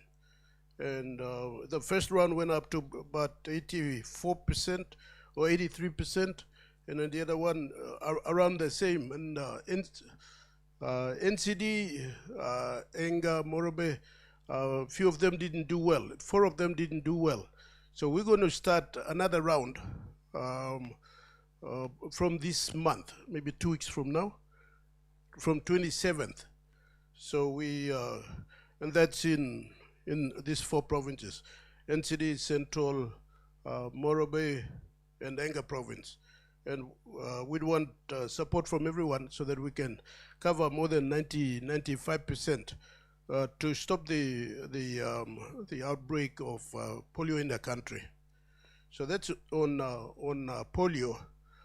We've just had an outbreak of pertussis in middle fly, but fortunately we from 7 tested samples that were collected, we found that most were out of influenza, but only 1 case of pertussis. But people were flown into the area by Western PHA, and then immunization coverage has been done within the area to protect our children there. We will send more teams to also cover But then, Chair, I do agree with the Secretary for Education. We have a missing link between policy development in Wegani and policy implementation. So you've given your response on that. We did the review of the National Health Plan, the last National Health Plan review, and they found that our achievements were sluggish, and then one important finding was the missing link between Wegani and the implementation level at the provincial level. So we need to do a lot of, we need to come down, and then we work with you, especially to do with some quarterly reviews, find out what is happening at the provincial level as well as the district level, so that, because our immunization coverage is supposed to be at 95%, and we're faring at 30 to 40%, and that's not good enough. So we need to find out what is actually happening, because our main reason for methods of delivering immunization is firstly at the static clinics, in the health centers, in the hospitals. Secondly, it's our mobile clinics by cars, and that's supposed to be done on a daily basis. Thirdly, it's by the outreach patrols. We tend to be seeing in that something is wrong somewhere. Maybe the outreach patrols are not done, or the mobile patrols are not being done. And we're also thinking the health centers may not be having cars to go out to the mobile clinics. So that's something that we need to, we'll be conducting a national health conference in June. We'll gather everybody and find out our way faring, because we conduct a SPA report, or sector annual performance report, every year. And we seem to be finding out that it's the same thing is happening. So if you see your, like the immunization coverage, like last year for DPT, which is for diphtheria, tetanus, as well as pertussis, our expected coverage is at 95, and Honorable Chair, your province is doing very well at 90%, but that's the easiest one. And then that was in 24, and then 25 for some reason it went down to 76%. Oh, so yeah, thank you. I didn't know that it was on the other side. I'm facing this way. So you can see that the target is supposed to be at 95%. And everyone is faring between 30 to 40 to 60%. So we need to work together to improve the immunization coverage for the country. What is the reason? Have you identified the cause of the low Well, that's a good question. coverage? Our suspicion is that people are not doing, health centers are not going out to conduct mobile clinics. Maybe for various reasons. They're Maybe waiting for people to come. Yeah, and that's not a good way to expect the mothers to work 3 hours, 4 hours, 5 hours for a service. So it is our responsibility. The government has a responsibility to go to the last accessible village to cover. So one, you need a car. So every health center has a car. 2, they have staff or not. 3, what about the accessibility? If the roads are there, and then the trouble fights in anger. And then all that, so they all contribute towards low immunization coverage for our children. Let's look at Medeng, for example. Medeng, Gulf, Morobe. 24 was 21.9%. 25, they've gone up to 31.6%. So what did they do to get up to 31%? Well, we've been talking very hard on them, so they may have increased some foot patrols or mobile patrols. But when they were 21% in 2024, what were they not doing? And what are they doing now that they've increased Most a little were bit to 31%, but they're still far away, not even 50%. True. Yeah. Chair, I fully agree with you. So you can't come here and just make assumption, Mr. Y. Your colleagues in the national provincial PHA, they should supply you this information. But is that the problem again? There's disjoint and the PHA are not submitting data, or what's the explanation now? Maybe our committee will have to go back and summon everyone, huh? Good you do that. Unfortunately, I didn't bring the sector annual performance report because they also one indicator is to measure the outreach patrols. Yeah. At that report, then I would see how many percent or how many clinics have they conducted in a year. But I say what they're doing or not doing, importantly, not doing. Indeed. So, Madam, we are happy there's some progress, but it's totally still inadequate. And then it goes across the board. Let's look at I hope they've come down. There must be an explanation. They were 71% in 2024, but now they've dropped to 44. 44 in 2025. And Central Province, our governor is here. They used to be 55.1. In 24, they've come to 53. By 2%. And that's about all across the board.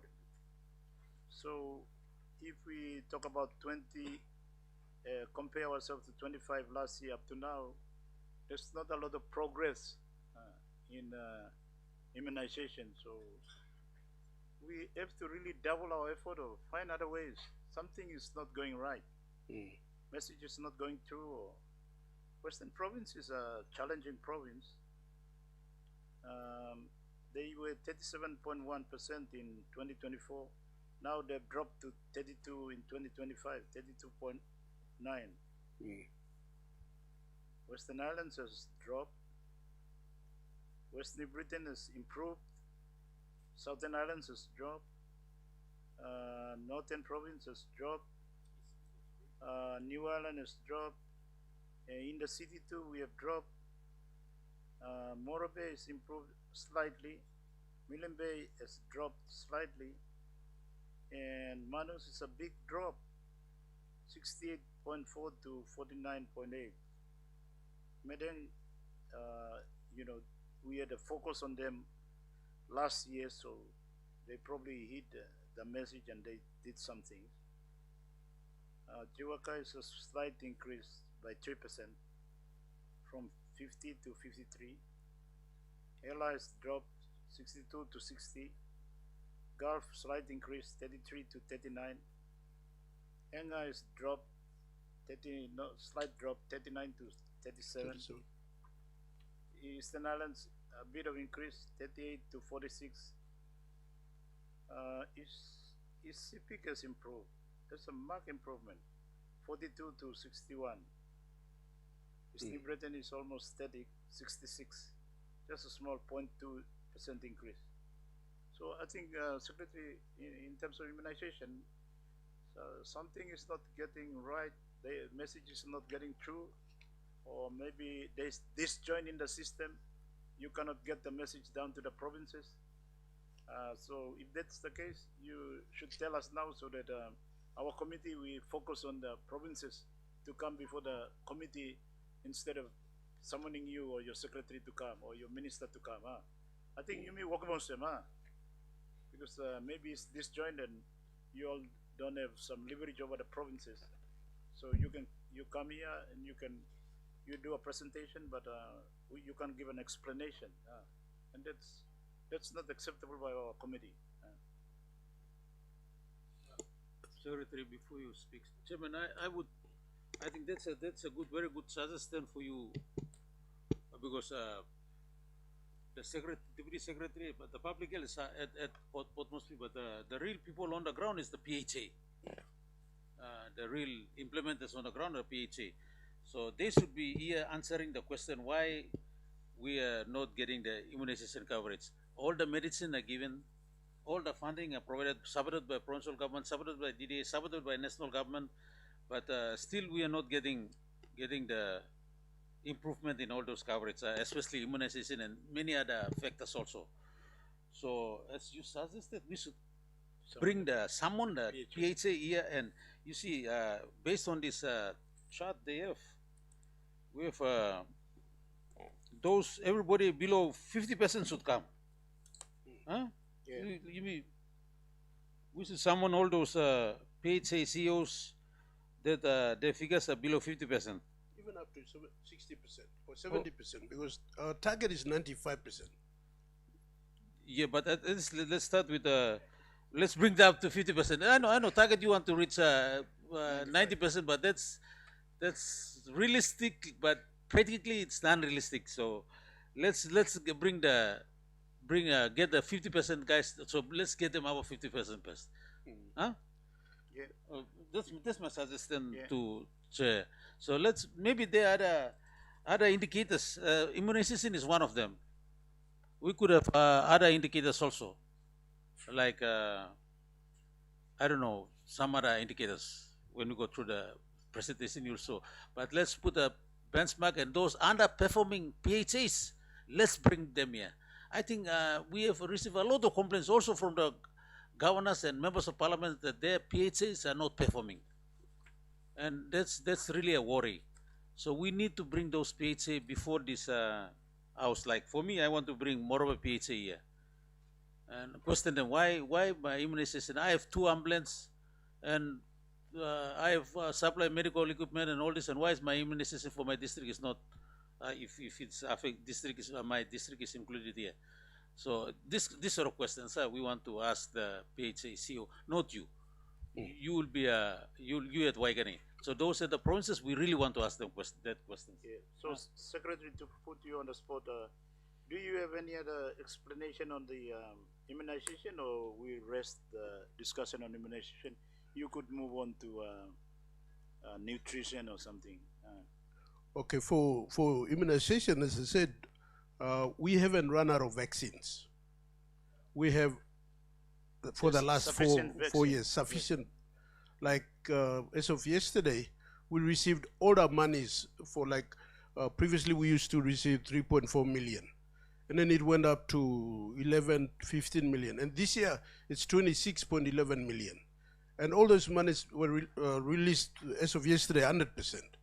That includes all the TB medicines, malaria medicines, HIV medicines. So all the public health commodity monies have been released. So we're going to... That's to purchase the vaccine, for vaccines and all the other drugs like for TB, HIV, and malaria. So for Mr. White, the PHA might say, well, where's the money for us to roll it out? Well, the money is going to them. Okay. I mean, for roll it out and service delivery, that's what service delivery is. So the parliament passes the appropriation bill, Treasury release the money directly to them. The money does not come to us. The only money that comes to us is the church money. So as the Department of Health picks the money, we just do a check straight to the Christian Health Services and Catholic Health Services. We don't charge a toya for that check. And then, so all the service delivery money is going to them. Directly to the PHA. Directly to the PHAs. And then the vaccines are going directly. And thank UNICEF. We have more than 85% or 83, 85% of the health facilities in the country have cold chain equipment. So thank you to UNICEF. So vaccines is not an issue. Cold chain is not an issue. It's only fair that, Chair, as you are saying, it's good to bring the PHs to come and tell us why are the figures like this. Thank you, All Chair. right, but Mr. Wai, before you go on to the next item, in terms of the legal relationship or something, don't you all at the national department have power to have oversight, like supervision or audit, or don't you go to the provinces and audit how they are performing in terms of their PHA? Don't you have that audit, not just auditing the finance, but auditing the delivery of services? This is what we should be developing between the national government and the provincial government. National government, as I mentioned to the Secretary of Education, you all develop the policy, you all develop strategy, you all make resources available, but also retain power of auditing and supervision, and also bringing accountability, financial accountability, service delivery, you know, oversight in the provinces. Huh? So you can't release money to the provinces without having some powers of oversight to ensure that they are in compliance with national policy, national target. It can't be disjoined like that. We're not running so many 22 countries. There's one country called Papua New Guinea. The provinces are part of the equation. So if it's totally disjoined, that's a problem. And I speak as, again as a governor being here now 19 years. Me and my colleagues, we have no problem with the national government coming to audit and supervise and check on performance and delivery. So are you all doing that in the National Department of Health, or you're just saying that, oh, I'm something blue plan now, money go Venezuela, you blow organ, and then just waiting for them to submit reports? So that's a bit like becoming irresponsible too. Yeah. Sure, thank you. Mimo one bello tuk you. Yes. We need to lift our supervision. Yes. We need to go out there. I've been at the provincial level for 25 years, so I know what it means when Wegani goes out there. We to conduct quarterly reviews, Yes. Sit down with them. Yes. Financial audits are done by the AGO, Yeah. but when it comes to service delivery, Yeah. we're supposed to be with them, conduct quarterly review. At least once or twice a year, we would have visited our province. So we've talked about it. After seeing all these things, we need to improve our presence at the provincial level. Let's work on that. As I said, we in the province, we are happy to be supervised and to be subject to audit and inspection and accountability. Thank you. All right, you move on to another agenda item. I just, Chair, through you, just one question about how you collect your information. What is the process? Your data from the PHAs. Thank you, Member and Governor. We have what we call a National Health Information System. Previously used to be paper-based. At the moment, we have the electronic National Health Information System. So each health facility, they have a tablet. And then there is so once, whatever service delivery they provide from each facility, it goes into the National Health Information System. So every year we analyze that, and then we do for this year or last year we did a district profile, and I think, I don't know, each of you would have received a district profile. So yeah. Those are we collect those, and then we develop them into district profiles, and each of you see exactly where your district is in terms of all the indicators of health. So we have established a National Health Information System. We use that to monitor the health services in the country.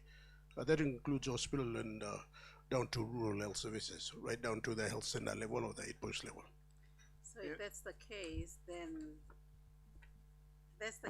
you would have some answers to the questions that we are raising in terms of the graph that you are showing.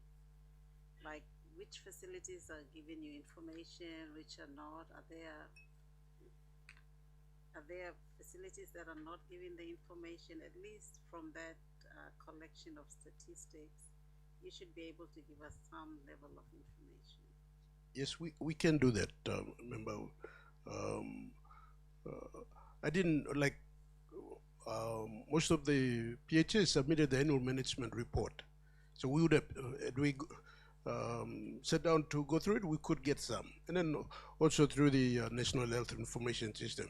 I didn't have time to go through all of it, but we definitely can detect those, like if some facilities are not reporting.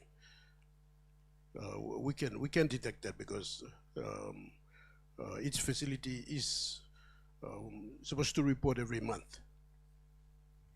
Mr. White, before you, Governor, you still when I still asking question. No, I mean that's really important because I mean congratulations, you're already on electronically, transmission of stats straight away, and so that should really help the department to produce reports, um, the summaries of monthly or weekly whatever stats coming through. So when you come to this, when you come here, you should have that information. It's not like you're collecting manually and they have to go enter it in, etc. It's already on those tablets that come through, so it should be easy to analyze the data and produce the report. So when we ask you those questions, we should be getting answers to it. Indeed. At least some indication of possible reasons why We're collecting the this. rates are going. Yeah, the trend is. Thank you. Mr. White, just on the report you presented, I just want to point out that it contains some of the explanation and proposed corrective action for those low coverage provinces. Just read some of them for the record. Yes. Priority low coverage provinces: Medang, Gulf, Morobe, Eastern Islands, Enga, Southern Islands, Western and Western Britain. Causes of the low performance: high dropout rates between between DTP1 and DTP3, up to 46%, 46.7% in Medang. Inadequate outreach and mobile to remote and peri-urban settlement. Health workforce gaps, insecurity and service disruption. Weak defaulter tracing and community engagement. And then you have, in the next page, you have corrective action. Follow up with plans to conduct national EPI review. So all these are good, Mr. White, but I think it's more better as our committee is now intimating that the provincial PHA be brought before our committee so they can report on them. But please, after this, send this message to all the PHA and point out to them the poor performance between 2024 to 2025. Everybody needs to ramp up their program to deliver the immunization. We are just looking at one sector of immunization, but it might be across the board. All right, Mr. White, please move on to maybe nutrition or stunt or. Do you have a presentation on that? I think you have a presentation on nutrition. I have a paper there. Yes. You can go through. In terms of the nutrition and stunting program, we are working with UNICEF. The first thing we'd want to do, we're actually monitoring stunting and nutrition again through our monthly report. We haven't done any proper survey since 2005. So that's why this year we'd want to do a survey. All the stunting information and nutrition information we are collecting through our National Health Information System. So in 2026, we want to do a survey and then establish a national baseline, and it has to be evidence-based in for policies and strategies. So far, we've established a steering committee and a technical working group. We will require about 40 million kina. We've actually included that in the budget, but it was not appropriated. But we have under the National Nutrition project, that's under the SLOS. We've requested for 10 million, and they've approved that. and we've developed terms of reference and all the others. It's a multi-sectoral working group, including NSO, National Planning. But as we speak, we haven't secured any money yet, but we're hearing that some support will come from our partners. So we're working on the tools and preparation so that towards the end of the year, we'd want to do a nutrition survey, and that will be able to tell us exactly what our nutrition status is like, because the information that we are using is from 2005. So you could look at all the others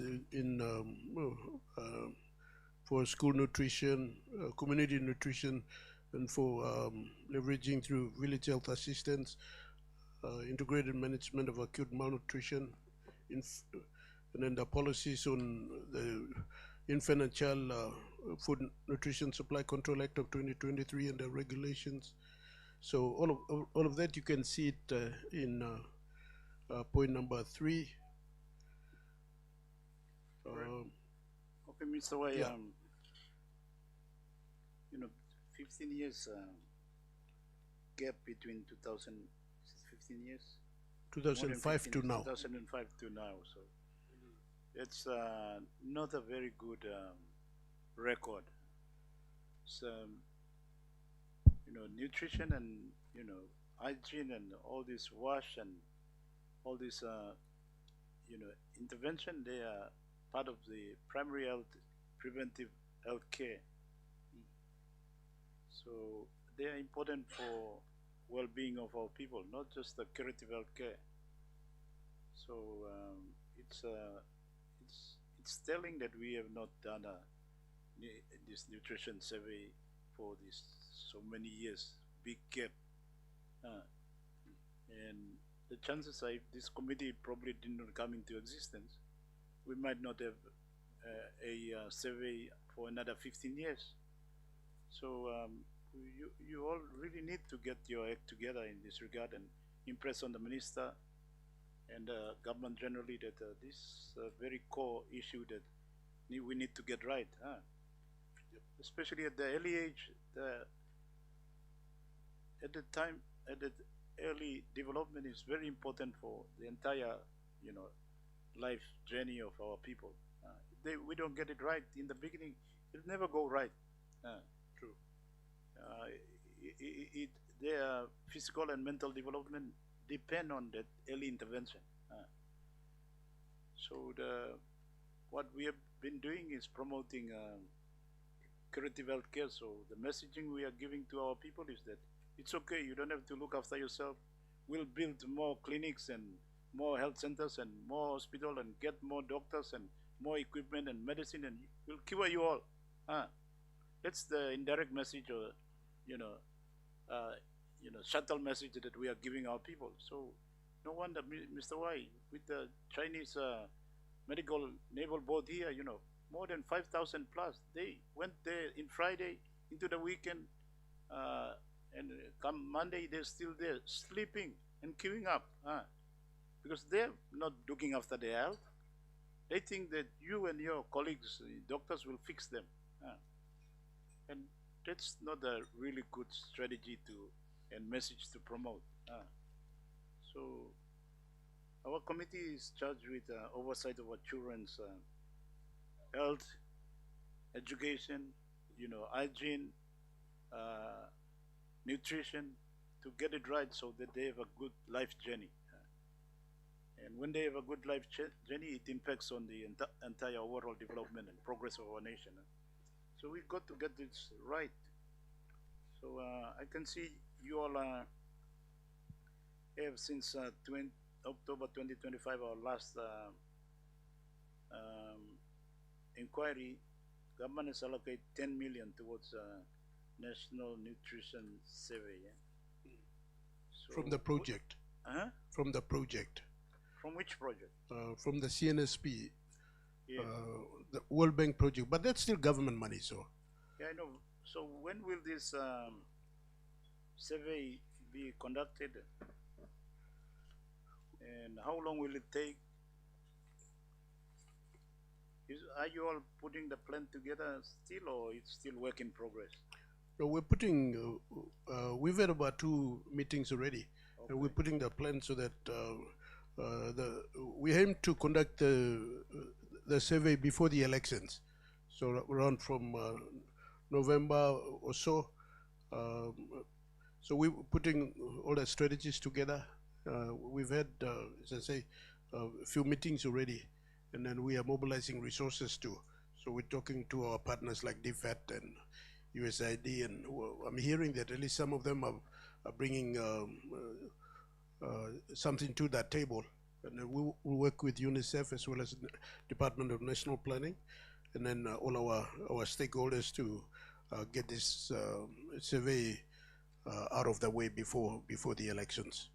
Yeah, I would, on behalf of our committee, recommend that you all do it as soon as possible. Yes. We can't delay it any further.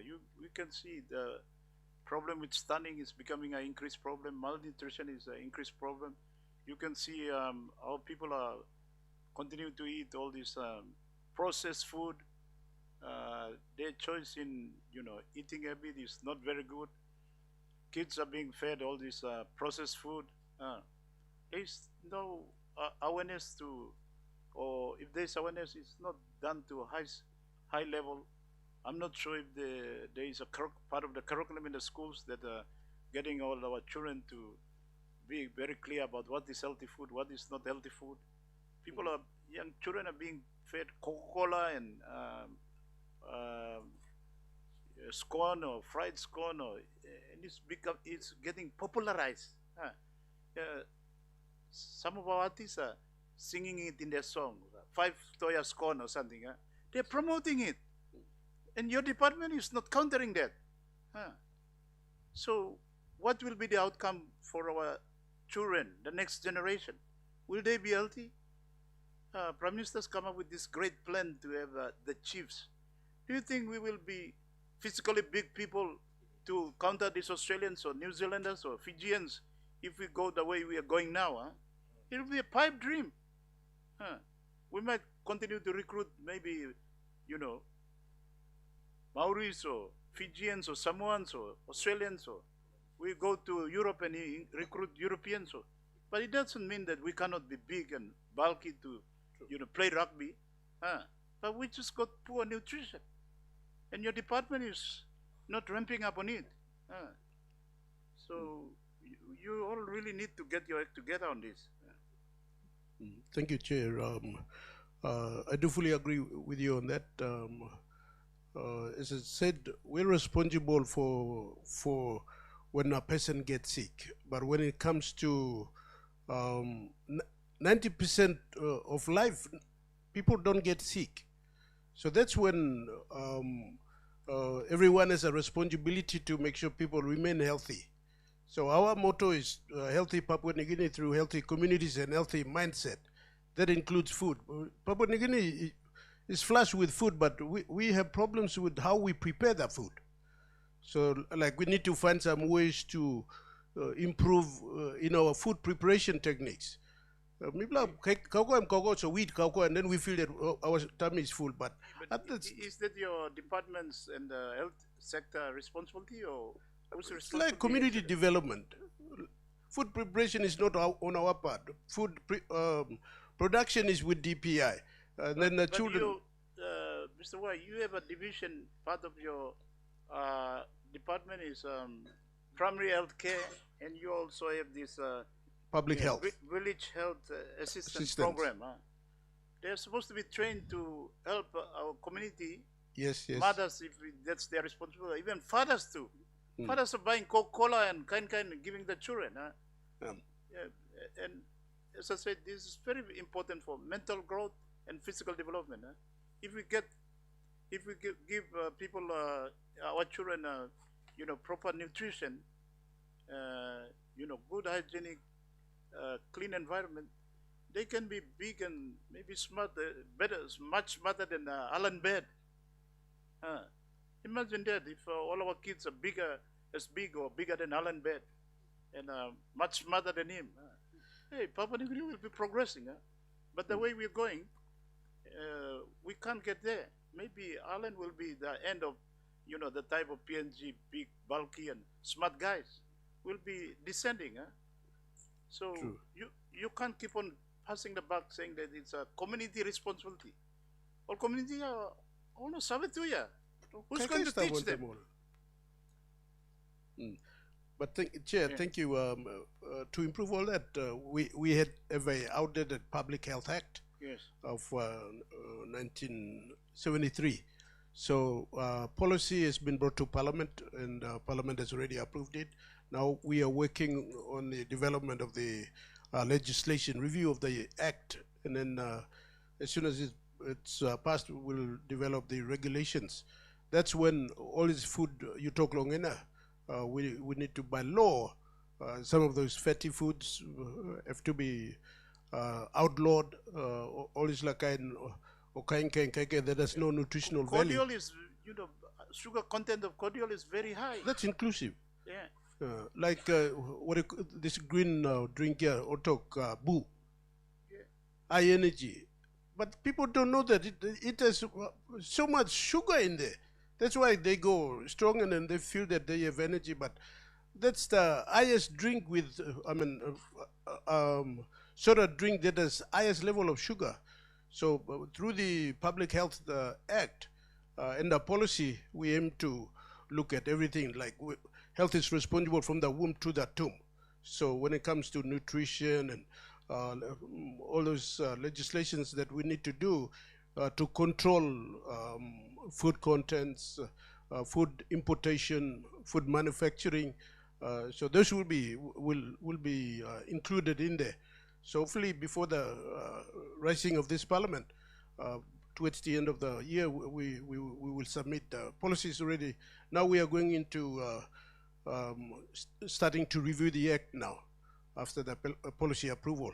So, but then this 50-year-old policy and the Act should be developed, and that will guide everybody else to look at all types of public health things and measures that have not been strengthened.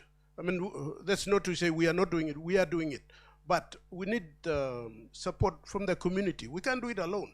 We only get when people are sick. But when people are normal out there, talk about food and washing and water supply and sleeping in good houses and all those, they're part of the normal way of life, and people are supposed to. Mr. Y, you're giving excuse.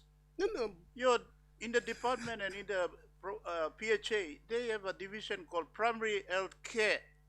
And That promotion. is to focus on prevention. Of course. And their role is to go out into the community to do clinics, not to give injection, but to talk about and to promote hygiene promotion. and health care and nutrition and make sure the house are clean and so on. During the colonial time, I grew up in colonial time, the Kiaps come to our village and make sure your house is cleaner. If not, you will go straight to jail. Yep. You are not doing that, or PHAs are not doing that. So people are doing anyhow how, living any lifestyle, and then they come to you and they say, okay, we are sick now, you have to cure us. If not, you're doing a lousy job. So it starts at the prevention. Yes. It's becoming a cliche. We all talk about it, prevention is better than cure, but your department and the PHA, they focus on cure. So there's nothing wrong with cure, but we have to balance it with your prevention. So one of the prevention strategy, Mr. Y, there's a policy on the village health assistance. What's happened to that policy? Maybe if the PHA is too focused on becoming sergeant and cutting all man marine about, and they can go out into the community.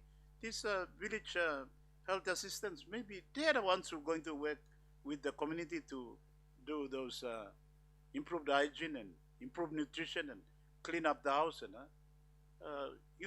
in the city too here in Port Moresby, we have problem with TB, and TB can be improved by simply keeping the house clean. Sunlight coming in, it kills the TB bacteria, but we're not doing that. We're not telling the people to, clean, let the sun shine, come through. So whose responsibility is it? Which agency of the government is going to do that? Thank you. What is the role of the Department of Health and all the health agencies, especially PHA? Will they do that or not? Well, we have a unit called Health Promotion Unit in its PHA as well as the department. So that's that unit is responsible to raise awareness. But from the department, we're developing policies and strategies. It's the PHAs that need to rise up and raise those awareness. Like TB, for example, one social determinant, like overcrowding, 20 people living in one. So responsibility now, we need to build more houses, or when we build houses, we need to include ventilation, a lot of windows, so that kind of so those kind of standards must. So we will include that in the Public Health Act and policy, so that people can. But I'm with you. We need to do a lot of health promotion. We need to do a lot of awareness. Plantiman gonna go and buy easy lamb flaps and sausages sold out there without knowing that. Can I interrupt you? Please go ahead. I think let's stick to this matter of policy with regard to village health attendants, assistant. Village health assistant. I believe there's supposed to be a policy you guys brought before to NEC. What happened to that? It doesn't, remember, it hasn't gone to NEC yet. It went as far as CACC and came back, so we are reviewing it. We wanted to do it similar to like the village court magistrates, but there was a bit of money being involved, so we are trying to talk around that. Many people think that they're supposed to be like volunteers, but others are saying, no, at least some incentives must be given. And this week we are hearing that Department of Provincial and Local Government Affairs, they're saying that they want to have ward health assistants. When we are saying village health assistants, they're kind of saying ward health assistants. So we need to work together with the DPLGA and as well as ourselves, because villages are too many. Wards is at the higher level, so we could. So these are, they're not clinicians. They're supposed to be public health people. They represent, like they become our ambassadors out there. They promote your health agenda. We're talking about a policy that will help to promote your policy at the village level. Thank you very much. So you, this other factor of the money, just now the education secretary came on board and said that all the EC early childhood teachers will be on government's payroll. Now that's the same job that the village aid health attendant is going to be doing. Indeed. So how can, if the government is funding the early childhood teachers, they can do the same for the village health attendant assistants. Village health assistant. Village health ward health assistants. They can do the same because you can justify that you paying the early childhood teachers. You can do the same to village ward health assistants. Yeah. So maybe the next committee hearing we want to see some tangible progress on this one at the NEC level. They must get approval. These children, we're talking about the education secretary came on board and said that they will have to ensure that there is a nutrition. There should be a nutrition meal for the early childhood children. Okay, that's a function for the village ward health attendants to take charge. Am I right? Yes. Yeah. So maybe sometimes you education and health people work on them now, ward level. You can work on the policy level, but you can drive it at the ward level also. Please, next chairman, through you, please. Next meeting, we want to see village ward health attendants being put on payroll too. Policy approved. Approve policy na, put him on payroll na. We get it through this committee. At least we see some outcome at the ward level. Thank you, Member and Chair. Thank you. We'll certainly pursue that. We will also pursue with Department of Community Development as well as Department of DPLGA, because they have a similar kind of a thought. So we will work together, and then at least there must be a health ambassador out there, just like education or law and order. At least there is somebody in the ward. Okay, you got TB and you must go Marasin go come. Mamaya got Bella now. You know, those kind of things. And then you don't pit latrines or water supply, all those kind of things. So it's a good policy, but it went to CACC and then came back. So we'll pursue it again. So we need your support on that too, Chairman.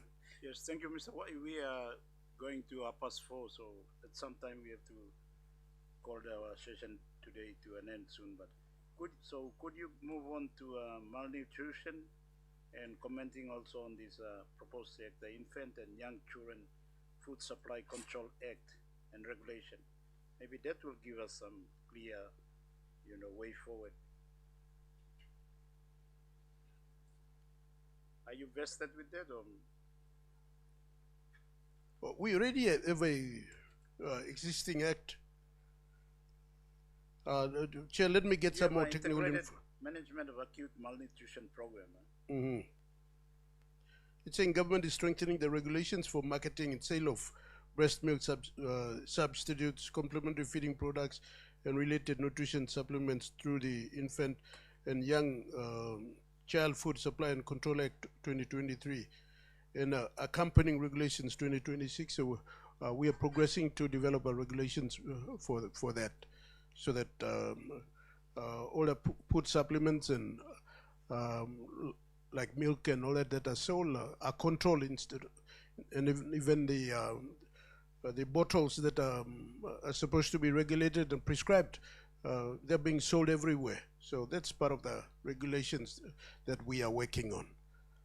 But I don't have enough technical information, so we can always provide a full report on it. Yeah, I have a question on that, but if we come back to malnutrition, in your presentation here, the written presentation, over 10,000 children have been treated for severe acute malnutrition in 2025.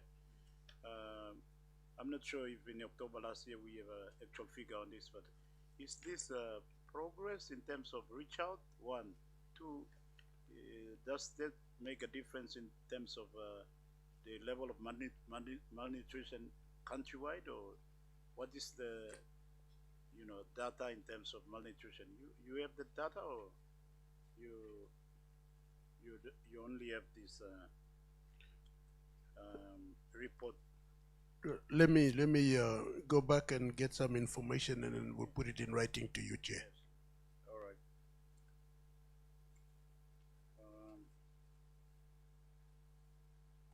Otherwise, perhaps you should, if you have other areas you want to address, or our committee have some question they want to ask, you could address those and bring your submission to a conclusion.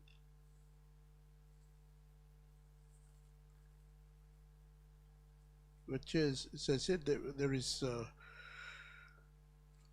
hopefully by the end of this year we should have developed or finalized the Public Health Act and submit it to Parliament.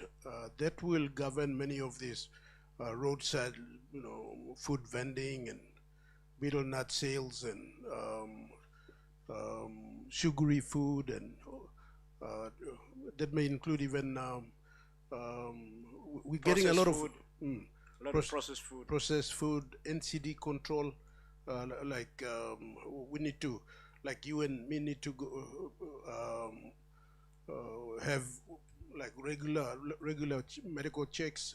Our officers, PHA officers, come around to the offices or give them time to do exercise and check BMI and blood pressure, weight, and all that.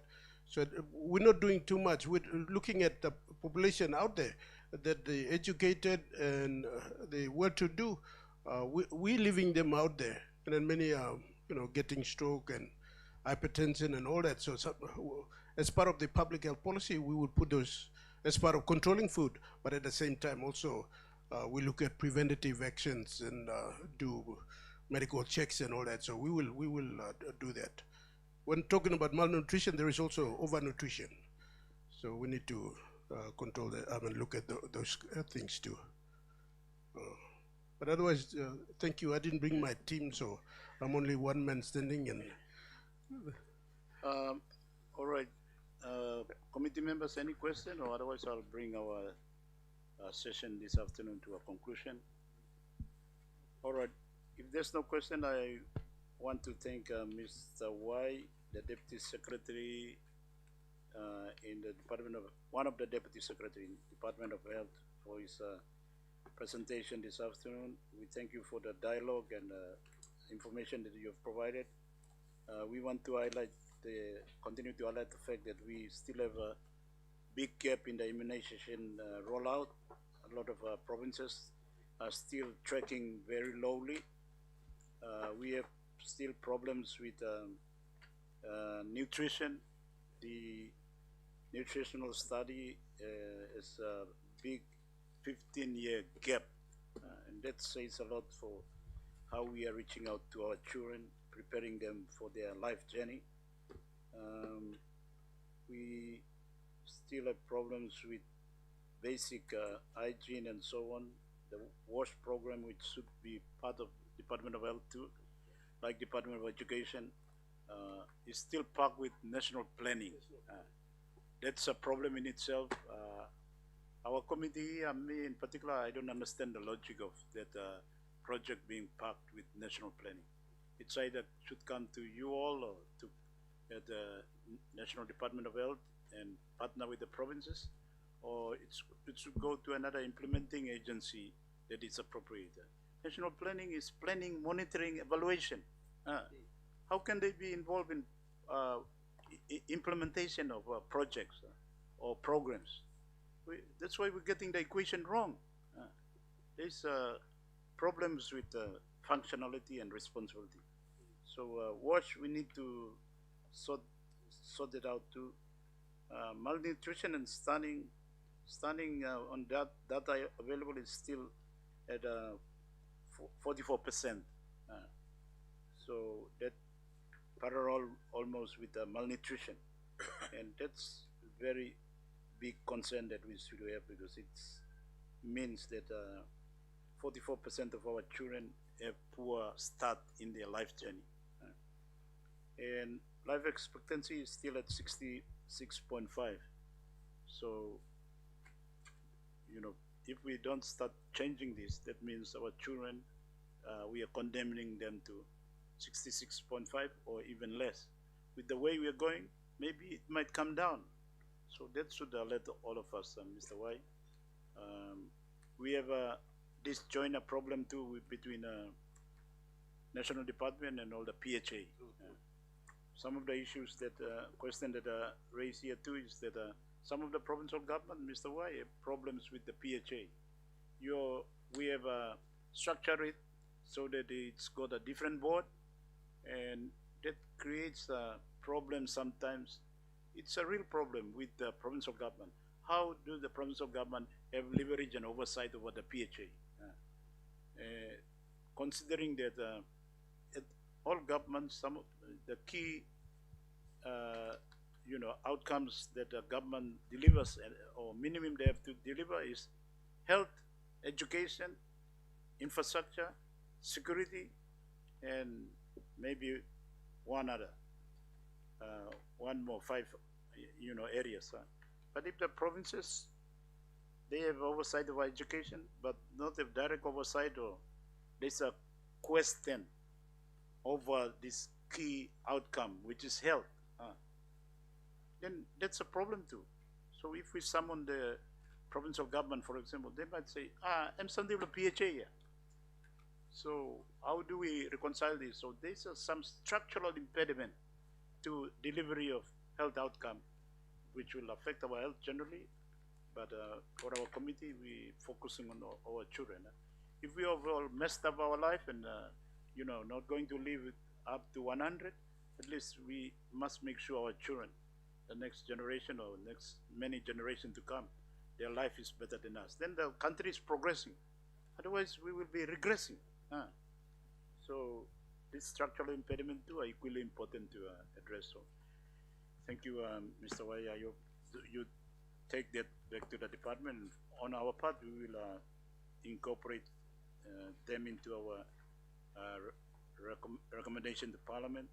One of which, apart from recommendation, we will start to focus on getting the PHA to come and report to.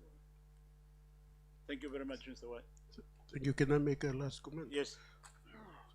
Thank you. For us, again, as I said, we are responsible from the womb to the tomb, and health is wealth. So we need support from everyone, including the leadership and the government. For the first time, we've had our budget increased to 3.2 billion. The education sector seems to be winning all the time. We need to match up with the education sector. They're picking 5 billion and we're picking 3.2 billion. So we need to catch up with them. But our workforce, again, so we have a lot of challenges, but where there is a will, there is a way. But talking for the PHAs, Governor, you have a responsibility and authority over your own PHA. Also supposed to report to you. Your provincial administrator or city manager is a voting member by a change of legislation, is a voting member. Actually, we wanted to have him as, or her as the chair, but I talk no good, PHA no perform good na, or suspend him or something, name blow you long by up. That's why we left it. Otherwise, he or she is the deputy chair by legislation on the PHA board. So and PHA is an organ of the provincial government. Or provincial health authority, Mboda or look out him on your behalf. And you have every responsibility to demand from them. This is my plan, this is my target, you do it for me, and they will do it for you, and let them be accountable to you. So we are promoting One Health system, but all step on them, and then organic law is higher than that. So, in health, our motto is, wishes that by 2050, Christmas lifespan must go up to 75 years old. 75 years, no can stop 6. So we need to, by way of food and by way of exercise and by way of health, let's not die early. So we all need, we all have a responsibility to live up to over 75. So whatever those causing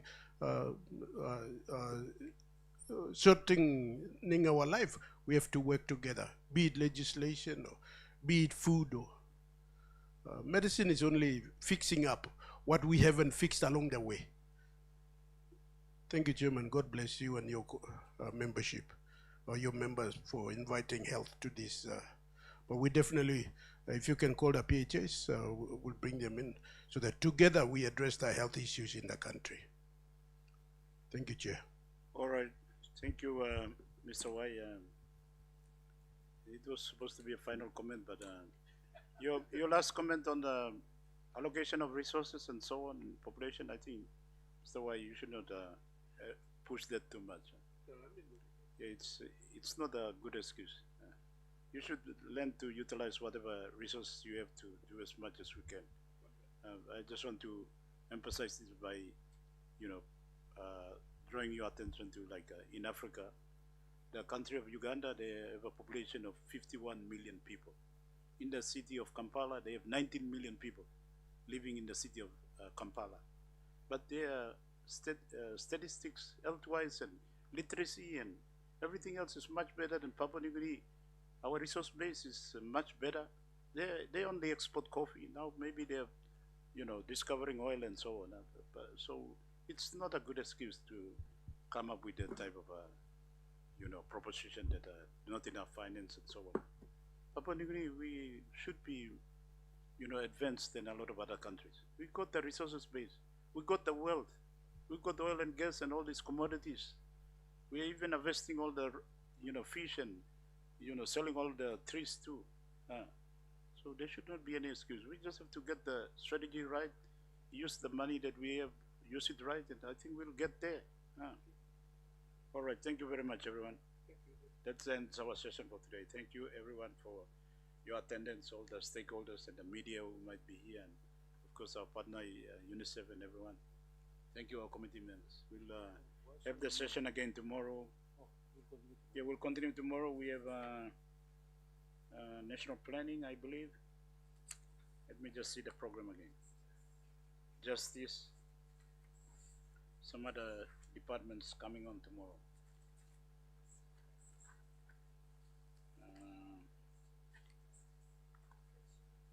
Treasury. Yeah. So we'll see everybody tomorrow. Thank you very much, everyone.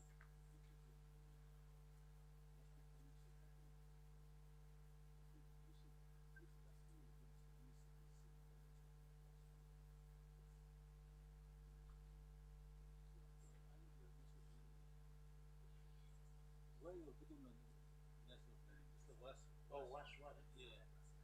Last time you reject Tanda.